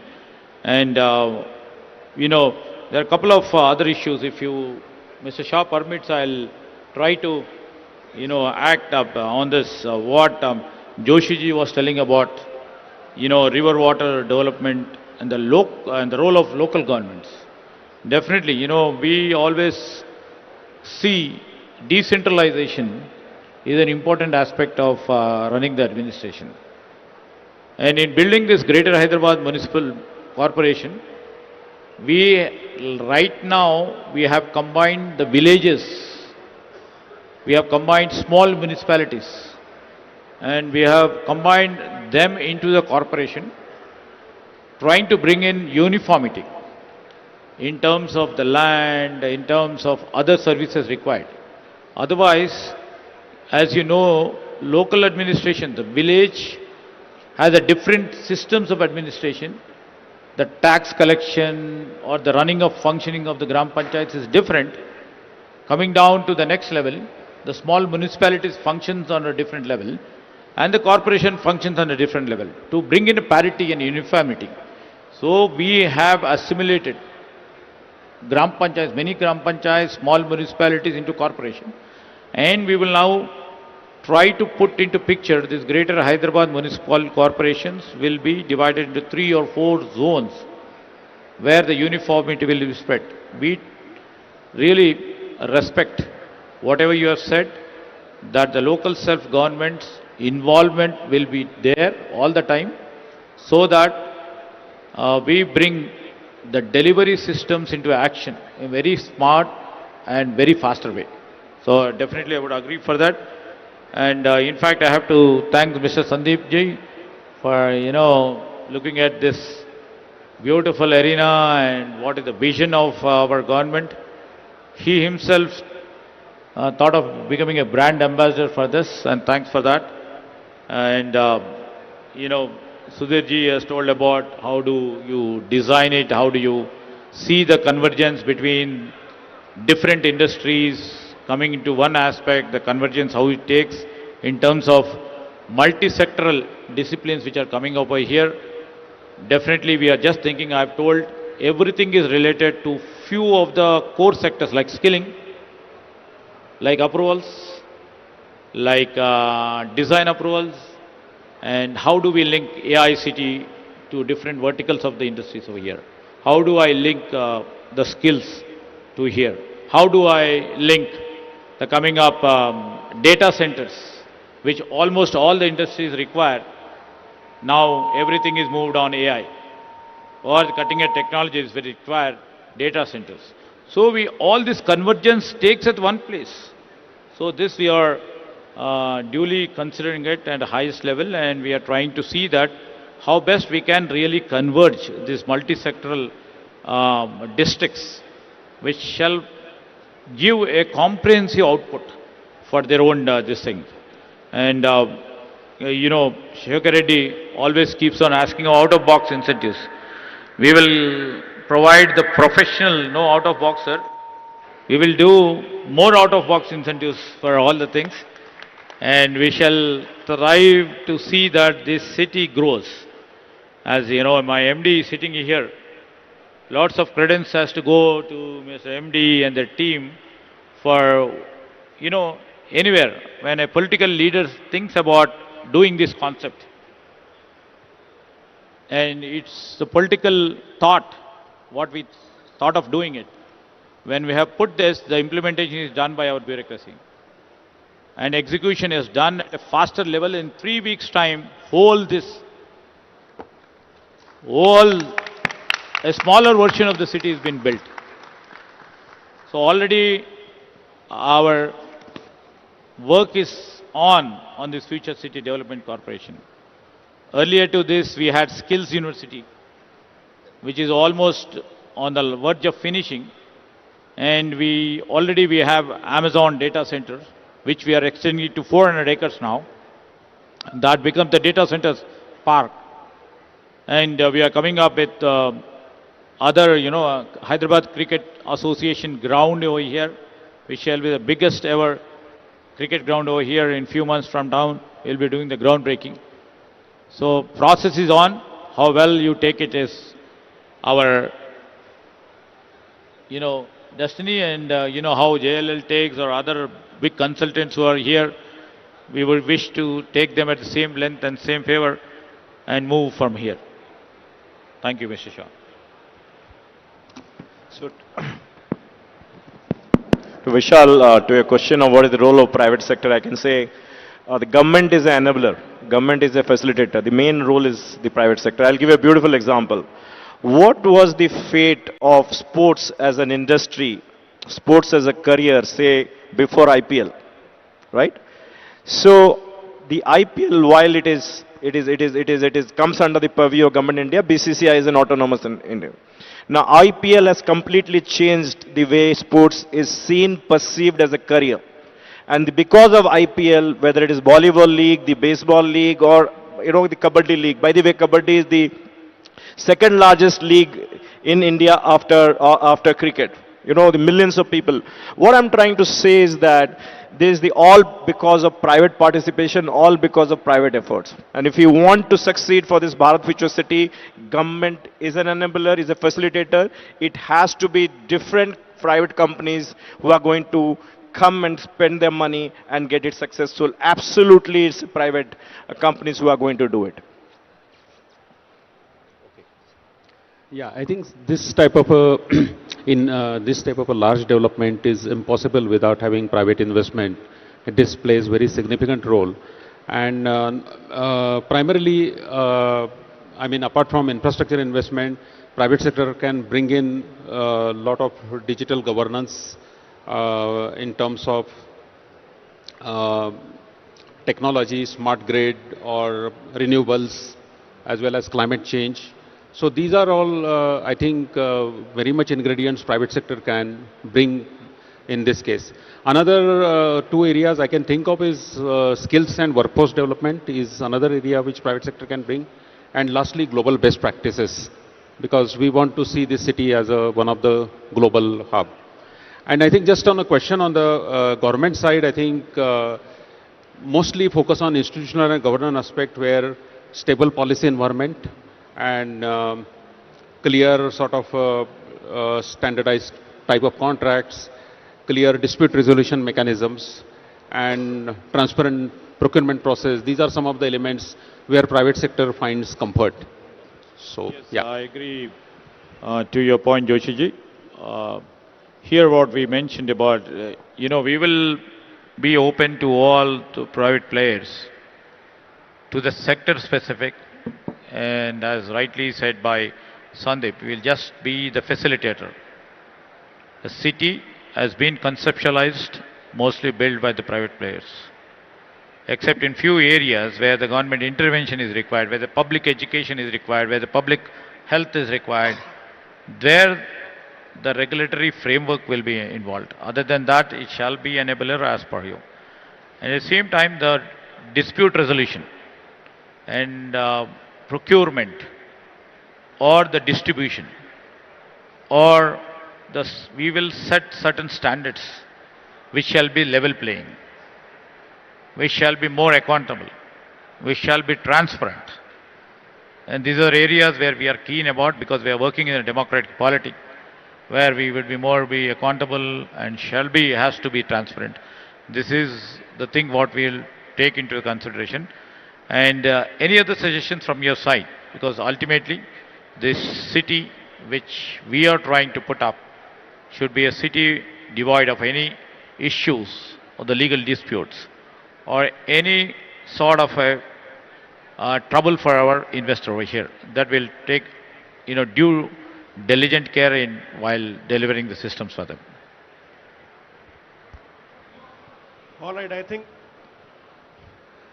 we are running, we are anyways crossed, the time limit which we had, and there's a lot of other points to discuss. But just to, conclude before the vote of thanks that, cities don't get built overnight. We all know that.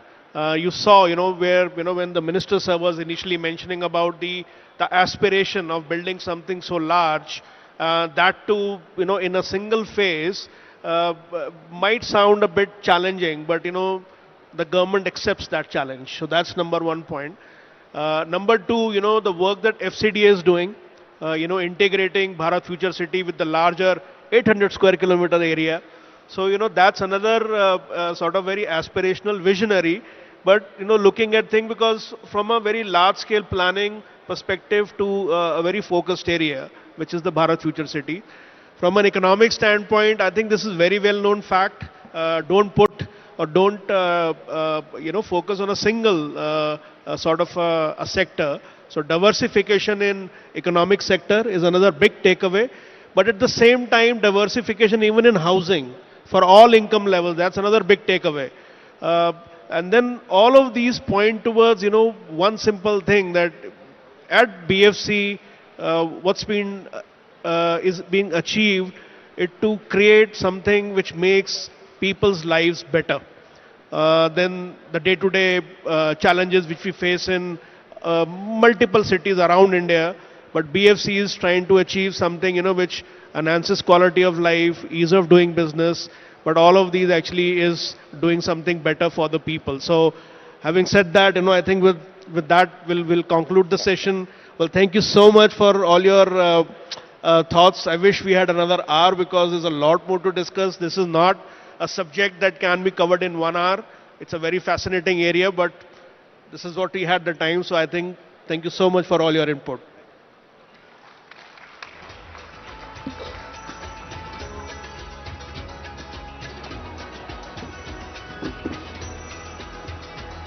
Thank you, sir. I now request Minister Garu to felicitate our panelists on stage. Mr. Sudeep Kumar Sinha ji.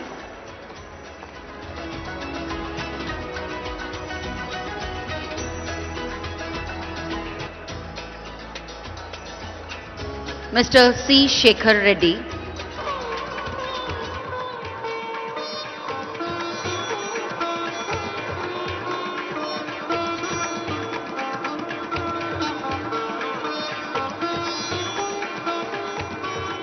Mr. C. Shekhar Reddy. Is originally from Hyderabad, so that's another commitment from our end to the region.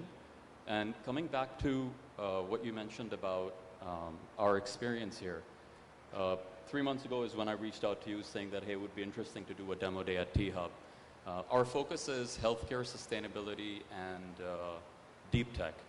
And surprisingly, within a span of, I think, 20 to 25 days, we received actually over 170 applications.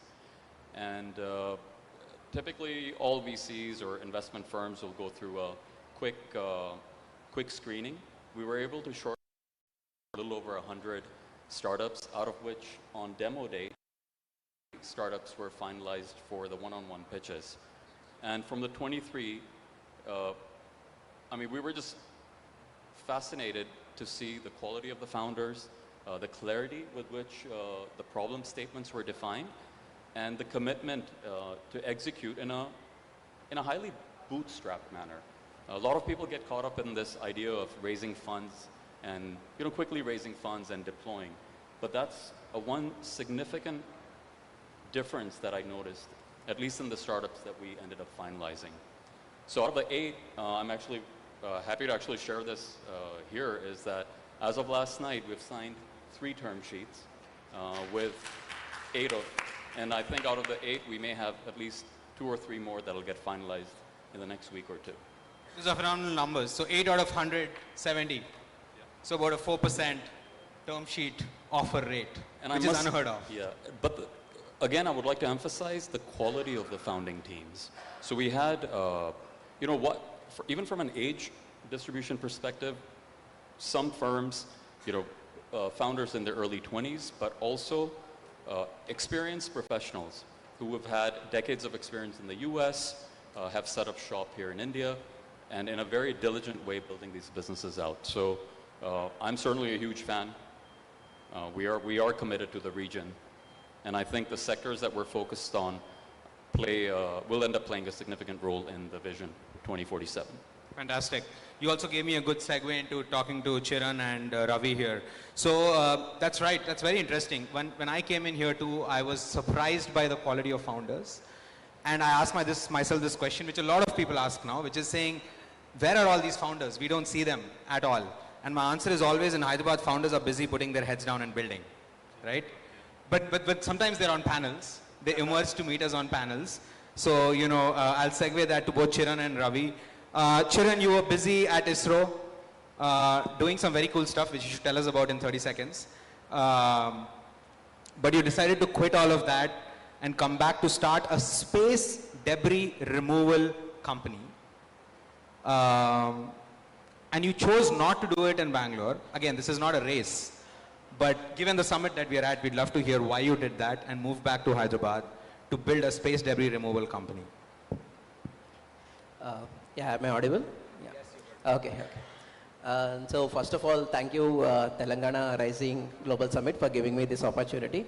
And I'm privileged to sit with my seniors, may not be in age, but, but building the organization. So I'm privileged to sit with them. So every childhood story starts with once upon a time there used to be. And my story today also starts with once upon a time there used to be space in space. Now the space is not there. It's all cluttered with debris. And this space debris is actually creating greater threat to the operational satellites. So that's when I decided that I should do something about this. And the space debris, it's going to increase with exponential increase in satellite launches. So if we let that happen, the future generations, that means our children and grandchildren, will never be able to use space again. So that's the whole big problem. So at Cosmos of Space, we are building these solutions for space debris problem. And this is highly essential for the space economy to grow to $1.8 trillion by 2035.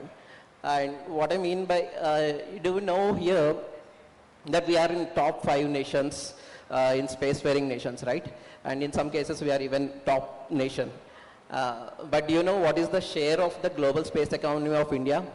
It's just 2%. So why? Because ISRO is the only organization having that burden on their shoulders, moving forward and building this stuff till now. And then government has opened up space to all in 2020, and players like us are coming in. And the target given to us is to take the 2% share to 8% by 2030. So Telangana has got a great potential to contribute to this particular goal. And why I moved from Bangalore to Hyderabad, again, as you said, I'm not comparing with Bangalore, but Bangalore I really like. I worked there at ISRO for 6 years. I decided that I will build Cosmosov at Bangalore because I know where I get what I want, especially in space domain.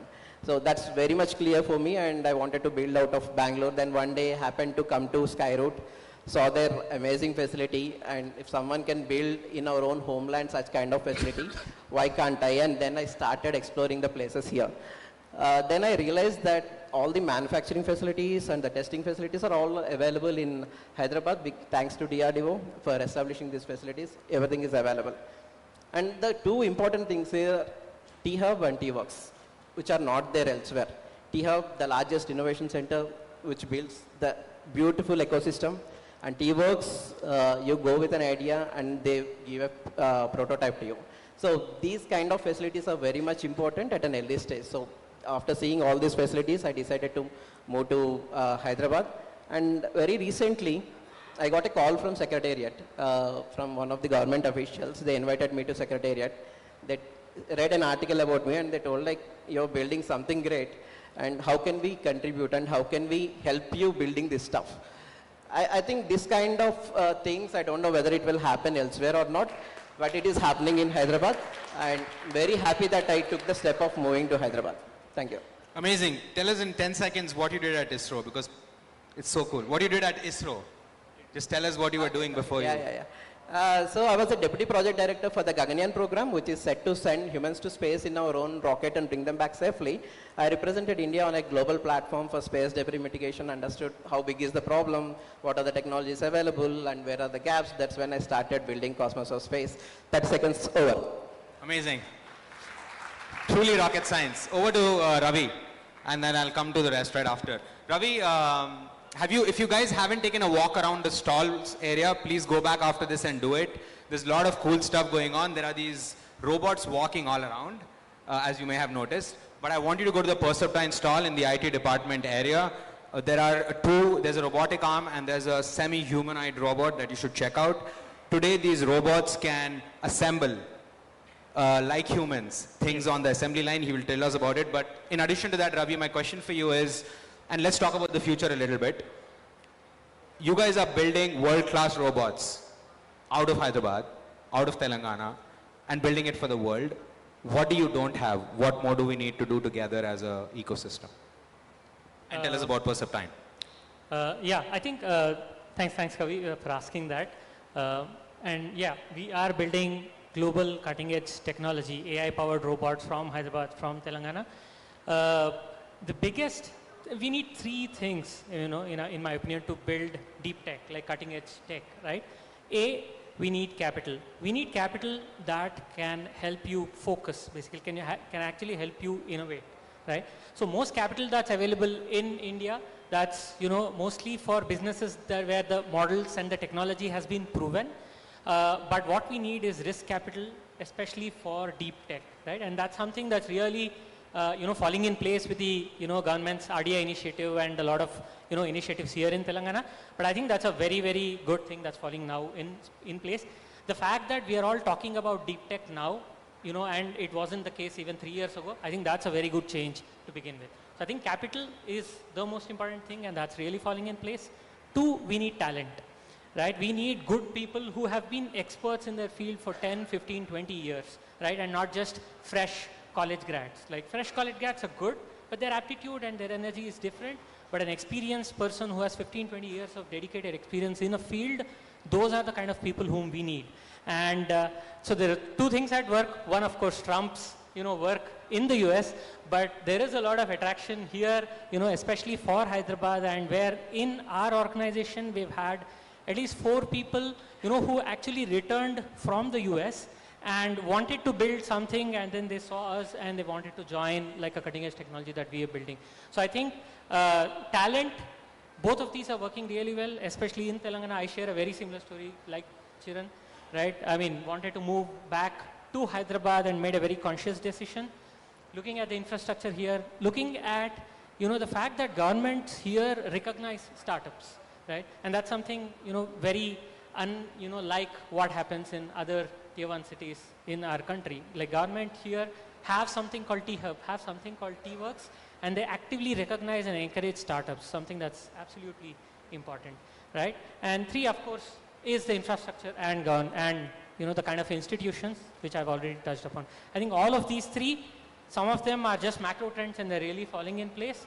And the third one, I think the Telangana government here is doing a very good job in terms of the T-Hub and T-Works and all the other infrastructure and institutions. Fantastic. Yeah. Thank you, Ravi. We'll now take a step back, talk about community ecosystem.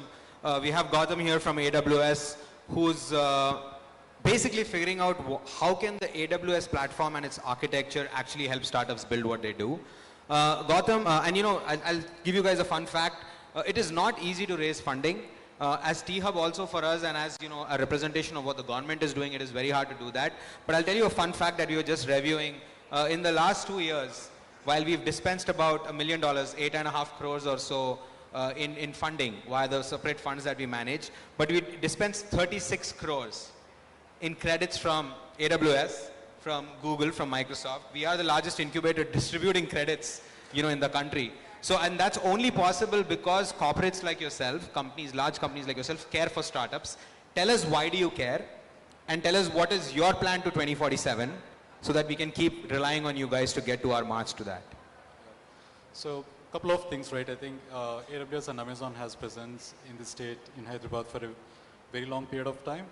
But most of the developers in the room or the startup founders, you can actually remember the one thing that connects, if you go to the AWS console, is something called as AP South 2, which is nothing but actually the infrastructure that we have in Hyderabad, right? So, Hyde region came up in year 2022. That's one of our biggest infrastructure, investments in the country, and the whole idea is actually we are here for long, right? So, again, multiple things have to sort of converge if you have to invest, if you have to make that kind of an investment. There has to be like power, cooling, support from the government, the local talent, world-class operations, so on and so forth, right? So all of these things sort of converged, and all of these things happened. So if I had to draw the analogy, so in generally most of the Western countries, so you build the infrastructure, right? So before the cities come up, you build the infrastructure or the highways, you develop those first. So I think if you have to draw the parallels, so we have now those compute infrastructure or the digital highways, so to speak. Now we have, ample opportunity and capacity for the local startups, the businesses, and digital and smart cities to come up and leverage those compute rails that we have. In terms of how we are actually using some of those things and enabling some of the startups, one of the things that we have actually started as a program, what we internally call as AWS Activate, and it's pretty much resonates with pretty much all the founders in the country. That's actually access to the initial compute, to try your product, to build your product, to test the waters, and get to a stage where you actually can do your product market fit, right? I think that's extremely important, because at that point of time, you actually literally don't have any backup or any support from any venture-backed firm. So I think that's a very important stuff. The second thing is, from a journey standpoint, there are 3 phases to that, right? So one is the development phase, what we call as co-build, where experts from AWS also get involved in terms of giving them the right, I would say, guidance in development. But once you have the product, how you actually market those things, right? The whole idea of co-marketing, and once the co-marketing and you scale using the marketing mechanisms, how you can actually co-sell. So some of those things are all integrated as part of these programs that we have for startups. And T-Hub as a partner has been like, core to our mission in terms of, making or identifying the right startups early on and engaging them and providing them the right support. So like I said, we are here for long. So these investments would continue to happen in the coming years. And we are super excited to see what we can actually do in this state and with the talent that we have in Hyderabad. Thank you, Gautam. I'll come to Pranay and then Aditya. Sorry, saving the best for the last. Pranay, you've obviously seen a lot in the last decade plus of building, a 91 Springboard. But so you started a co-working company which is doing really well now. Then you went into investing, angel syndicates, all of that.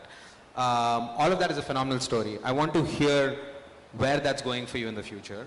What do you think are the areas? Because when you do small checks, right, you see that better than what VCs in some ways do. What are the bright spots that you see where there's a lot of opportunity, like a request for startups that Y Combinator does? You're sitting here. What are the 4 or 5 areas where you would love to see early stage founders build? And of course, tie it back to, what we should do as a state. Sure. But, hello. So Kavi, I'll also talk about one thing where I want to thank Hyderabad. 91 Springboard became a co-working company because of Hyderabad. Really? And we started out of Delhi. We were trying to do a small fund with a space and an ecosystem. The fund was taking time, right? But our first space filled up. We got another opportunity in Gurgaon. We filled that up. But when Hyderabad, we got an opportunity, right? There was, so Penar Industries, they had some floors empty and they said, why don't you run it here? We said, let's try to run one remotely, and if we can do one remotely, we can do 100 remote. And once that became successful is when we said we are in the co-working business. we'll keep the fund part a bit aside and we'll focus on co-working. So Hyderabad ecosystem has always had a very important role in the journey I've played. Coming back to investments, I'm running a syndicate fund investing about 50 crore to 1.5 crore, advising another VC fund. And the kind of startups we are seeing here, especially focused on deep tech, AI as a space, medtech, biotech space, I think that's amazing. The one other space which is still a bit under the VC radar, which I'm loving, and I think that's where founders can focus a lot more on, is the advanced engineering and manufacturing space. So there's a portfolio company of ours called Thermoflight. They started with creating what's called refractory materials, which is used in steel factories. The founders are students who started out of IT Hyderabad. And now they're creating advanced materials company as a subsidiary in tie-up with, so like when I say in tie-up, I mean customers like Midhanis, etc. And the moment I'm saying that name, you recognize that that's like the ecosystem of Hyderabad playing. So this advanced engineering and manufacturing, I think, is still under the radar space. And as Hyderabad, as entrepreneurs, as investors, we can build really good startups there. Very interesting. Engineering and manufacturing. We actually have 4 startups we'll introduce to you tomorrow. But Excited that's amazing. I'll come to Aditya. Aditya, wrap this up for us. You've been building what? Companies out of Telangana for the last 20 years? Yeah, 15 years. We'll round it up to 20. Many of your, I know some of your companies didn't do well. I know one did really well. And I know that now you're all about figuring out how we can give back, pay forward. How can we unlock the value of this ecosystem, both as an investor, as a founder? I want to hear a little bit about that. I want you to focus on the future. You have 22 years ahead after 15, rounded up to 20 years of building. What do you want to do as someone here who cares? And what would you like the state, other founders, incubators, everyone on this stage to do to contribute a massive number to 3 trillion? For me, I'm from Hyderabad, been here all my life, apart from a few years outside.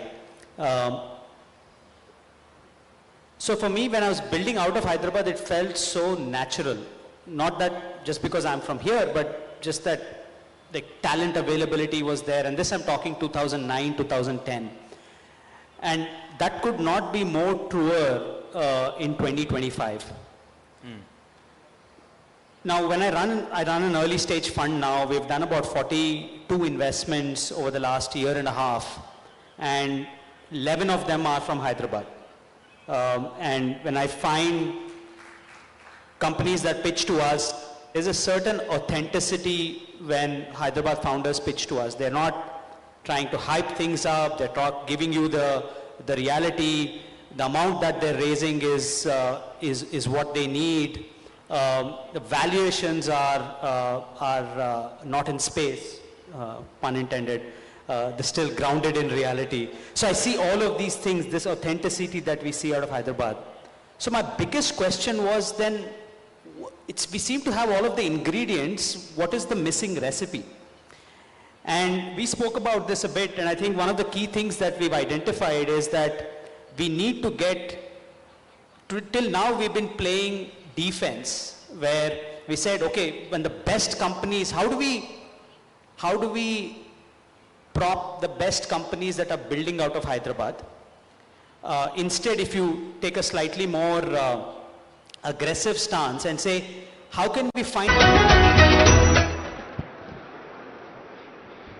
A pioneering producer known for redefining scale and ambition in Telugu cinema with films like Amoru and Arundhati. Works that blended mythology, technology and spectacle long before their time. Please welcome Shyam Prasad Reddy, sir.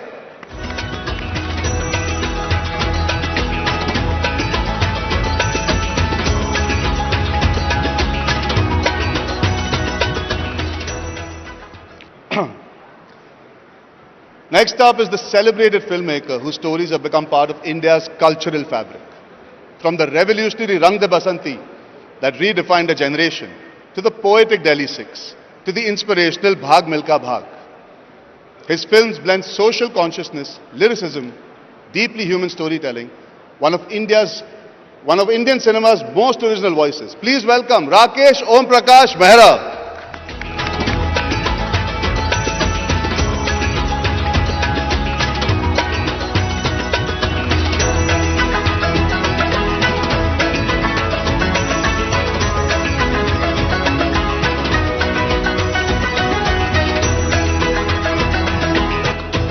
A creative force who has reimagined contemporary Indian storytelling with unmatched finesse. From Luck by Chance to Zindagi Na Milegi Dobara. From Gully Boy, India's official Oscar entry, to groundbreaking series like Made in Heaven and a stylish reinvention of the Archies. She has shaped the cultural language of modern Indian cinema. Please welcome the incomparable Zoya Akhtar.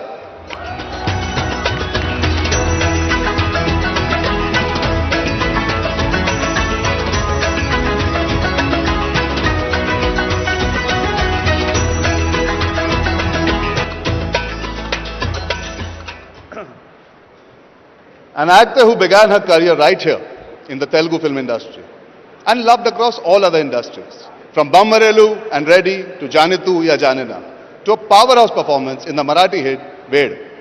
She is now a dynamic producer as well, shaping new age Marathi cinema.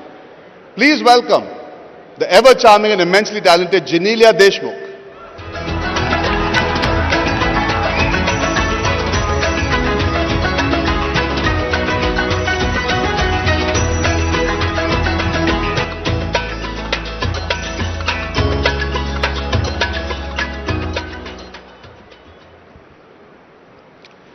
An actor who has seamlessly moved across comedy, drama and intense roles in films like Masti, Houseful, Lay Bhari and Ek Villain.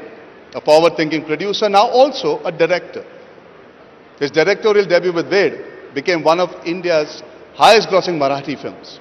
A truly multi-talented personality, actor, producer, director and a creative energizer. Ladies and gentlemen, please give it up for Ritesh Deshmukh.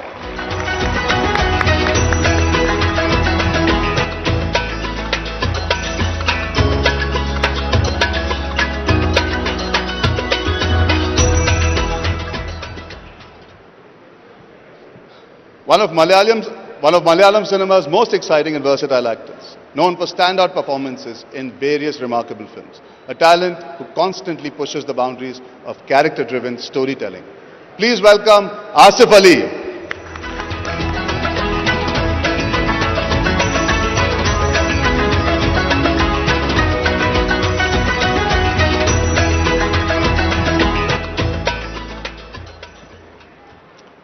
National Award filmmaker whose cinema blends emotion with social conscience. From Anuranan to the deeply impactful Pink, a storyteller of nuance and humanity. Please welcome Aniruddha Roy Chaudhary.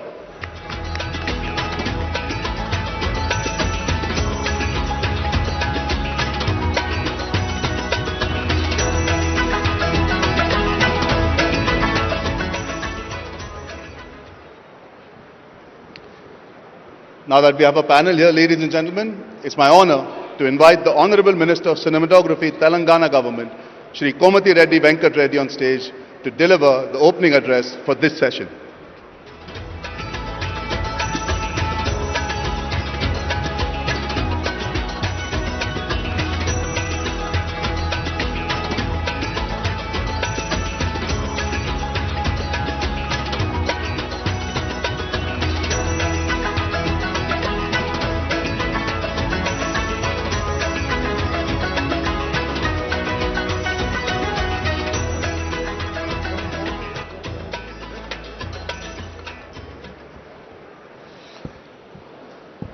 అందరికీ నమస్కారం. Good evening. A warm welcome to all visionary leaders, esteemed guests, investors and topmost actors, directors joining us today at the Telangana Rising Global Summit 2025. We are here at Bharat Future City united by singular ambitious goal to transform Telangana into a global creative hub by 2047. This summit is not just a conference, it is Telangana's invitation to the world to join hands in building future ready state where innovation, investment and inclusive growth thrive. Our Honorable Chief Minister Sri Revanth Reddy has set a clear direction with the Telangana Rising 2047 vision document aiming for 3 trillion economy. Film, culture, tourism and digital media are key pillars of this vision. We recognize the power of cinema goes far beyond entertainment and it is an engine of economic growth, a preserver of culture and a universal media for storytelling. Our government is more committed for growth of film industry with our culture and language since from so many decades. Earlier, Hyderabad was known for Hindi film releases and the Revenue Minister of Andhra Pradesh, K.V. Rangareddy, asked the Telugu filmmakers to shift Hyderabad from Madras is a place where Sri Saradi Studios established in 1956, built by Yarlagada Shivaram Prasad, and the first film shot in studio was Ma Inti Mahalakshmi in 1956. Sri N.T. Ramarao, Sri Akkineni Nageswarrao, the legends of Indian Telugu cinema came forward to establish Ramakrishna Studio and Annapurna Studio in 1976 with the initiation of Congress government Prime Venkallao Garu and then Chief Minister of Andhra Pradesh. Thereafter in 1984, Padmalaya Studio by Superstar Krishna, 1989, Ramanayadu Studio were established by late Sri Great Ramanayadu Garu. The Bollywood superstar and king of virtuality Ajay Devgan came forward to establish a world-class studio in Hyderabad near future and which shows the commitment of our government of actively promoting Hyderabad as a national filmmaking capital, supporting studio developments and aiming to attract more productions. Lastly, we will explore the critical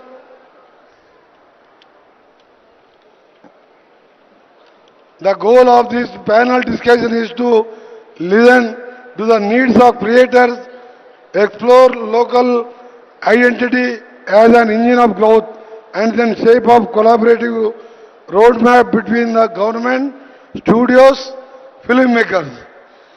Our panelists today, including legendary Rakesh Om Prakash Mehra, insightful Joa Akhtar, and local giants like Allu Arvind, Suresh Babu Garu, Shyam Prasad Reddy Garu, represented the best film of Indian film industry, and we will explore critical areas that will define our future, including Telangana is opening its doors to your ideas, your technology, and your partnership revolutionary.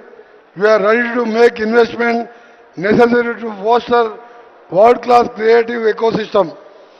Let us define the actionable pathways for skills, inclusion, rural development and technology adoption that will make cinema rising 2047 a reality.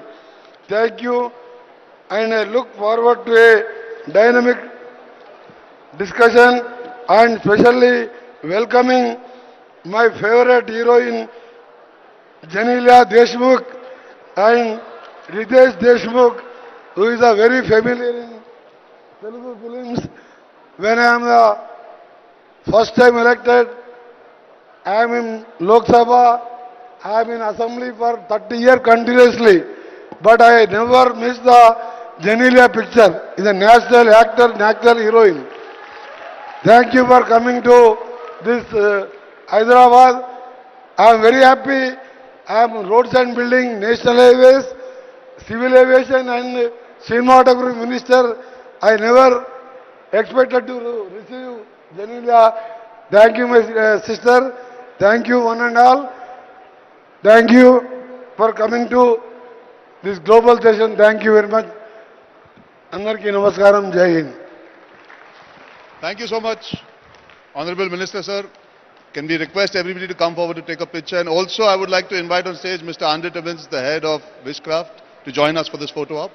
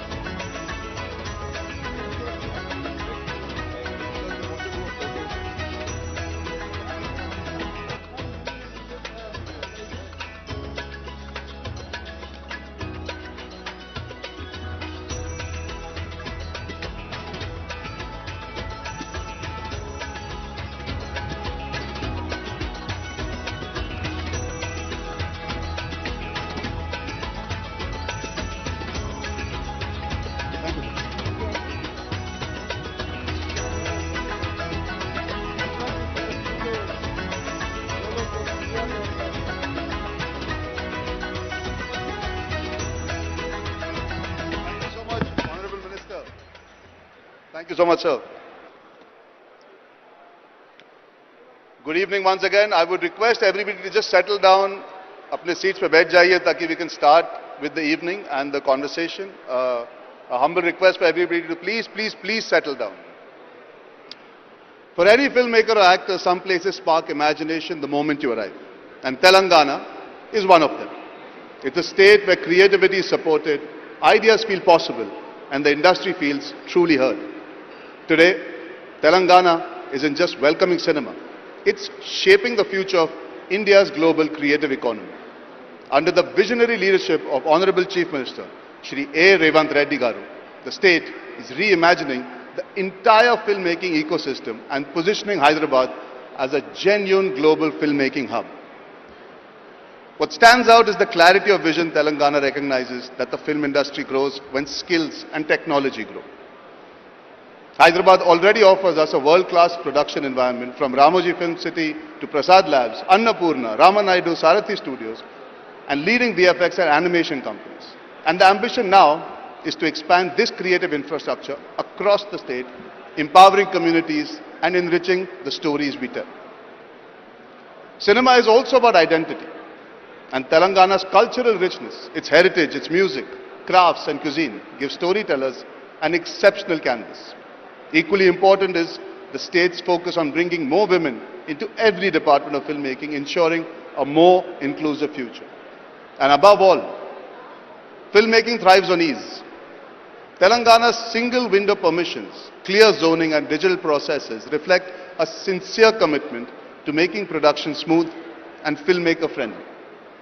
Today's conversation is about how Telangana can build the talent, technology and cultural ecosystem the industry needs, and how cinema, in return, can amplify the state's identity, economy, and global presence. So let's begin on that note.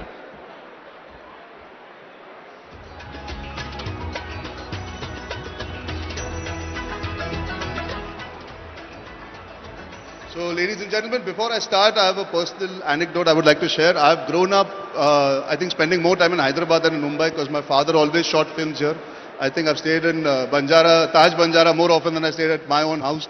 My father has remade a lot of films. My father has come here and shot, I think, predominantly before anybody else also did, from the Hindi film industry. And I feel really proud and happy to be here sitting with Suresh Babu Garu, who I have seen when I was a child. For me, Rana is my friend, and I feel very, very proud that I can be here today for bringing our industries together. Sir, I'll start with you, Suresh Babu Garu. You were telling us backstage, which is something that we all learnt and understood. Only 25 years, this industry, only 25 years, and today we are sitting here. What is your imagination of the past, present and future? See, when the state of Andhra Pradesh was born, the industry was completely in Tamil Nadu. which is present Tamil Nadu, and we were all making films there.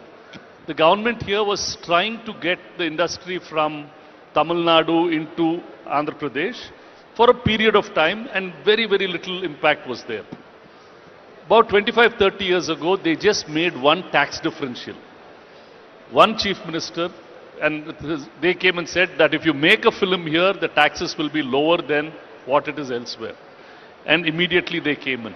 Another chief minister came, and then he gave land, about 65 acres, for the workers to build a facility. On that day, unfortunately, there was a small problem. Both the Chennai workers and the Hyderabad workers fought. And the Chennai workers said they will never come to Hyderabad to shoot. Immediately, Hyderabad, within 2 months, this whole ecosystem got created. The Chennai workers came back and the industry stayed. And what happened at that time is all new infrastructure was built here. Annapurna Studios, Padmalya, Ramanaidu Studios, and Ramoji built a world-class facility, while facilities in the other parts of the country were all falling apart. They were all, nobody was enhancing or improving their facilities. Things started off here.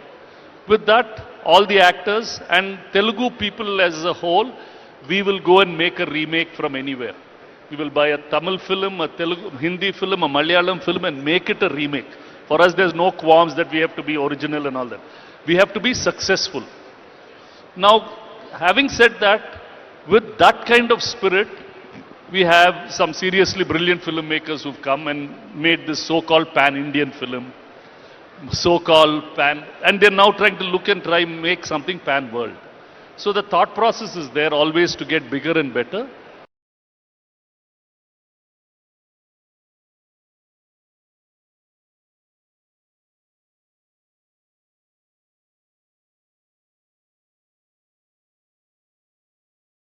So how can we now, both as Hyderabad, because it's a very flexible and easy ecosystem, how can we as all filmmakers try and see that we have at least one place in India which becomes the global hub within our country? If all of us can talk on that, what can we do when South Korea can do it for Korea? Why can't we do it for India? Whether we do it in Hyderabad or wherever it is, how do we do it? That would be something that we should look at. Because that's the opportunity which is there. And I remember in that quest for excellence, we will get there sooner or later. Which is what I remember when A.R. Rahman was once recording. I said, why are you taking so long to record? Forever you're recording. He said, no sir, we do things well, but we don't do things with excellence. And he was the first one who just pushed excellence in recording, and he was the first one to get an Oscar for our country.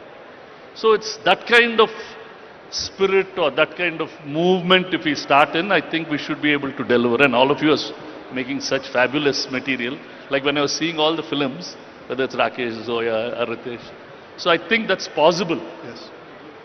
Speaking of excellence, I think Rakesh sir, I would like to get your opinion. We are sitting here today at the cusp of so many possibilities. But it all starts with what we were speaking backstage about. How do we inculcate this culture? How do we inculcate a creative environment? How do we actually bring about people to start believing that we can prosper by forgetting borders, forgetting language, and actually create? And how a state is thinking that way by saying we do not want to think about creating divide, but actually bringing people together. We are all sitting here today. What do you feel is the first starting point from a creative point of view before we go into the technicalities of what the government can enhance? I think there has to be a creative emotion and energy that comes in for us to actually start believing and working towards it for a plan. Yeah, it's not a very simple question to answer. It's quite complex, and there's no one answer to it. So I would say what happens in the nation reflects the mood of the nation. What's happening in Telangana today is reflecting the mood of this state. When you say we want to go global, it's a global summit. It is not just back-ending and creating facilities, studios and technology. It will also mean a lot of front-ending because we need to then sell. We need point of purchases. how to create future storytellers. I was just speaking with Alu sir and I was trying to propose to him, let's start a school for writing. And my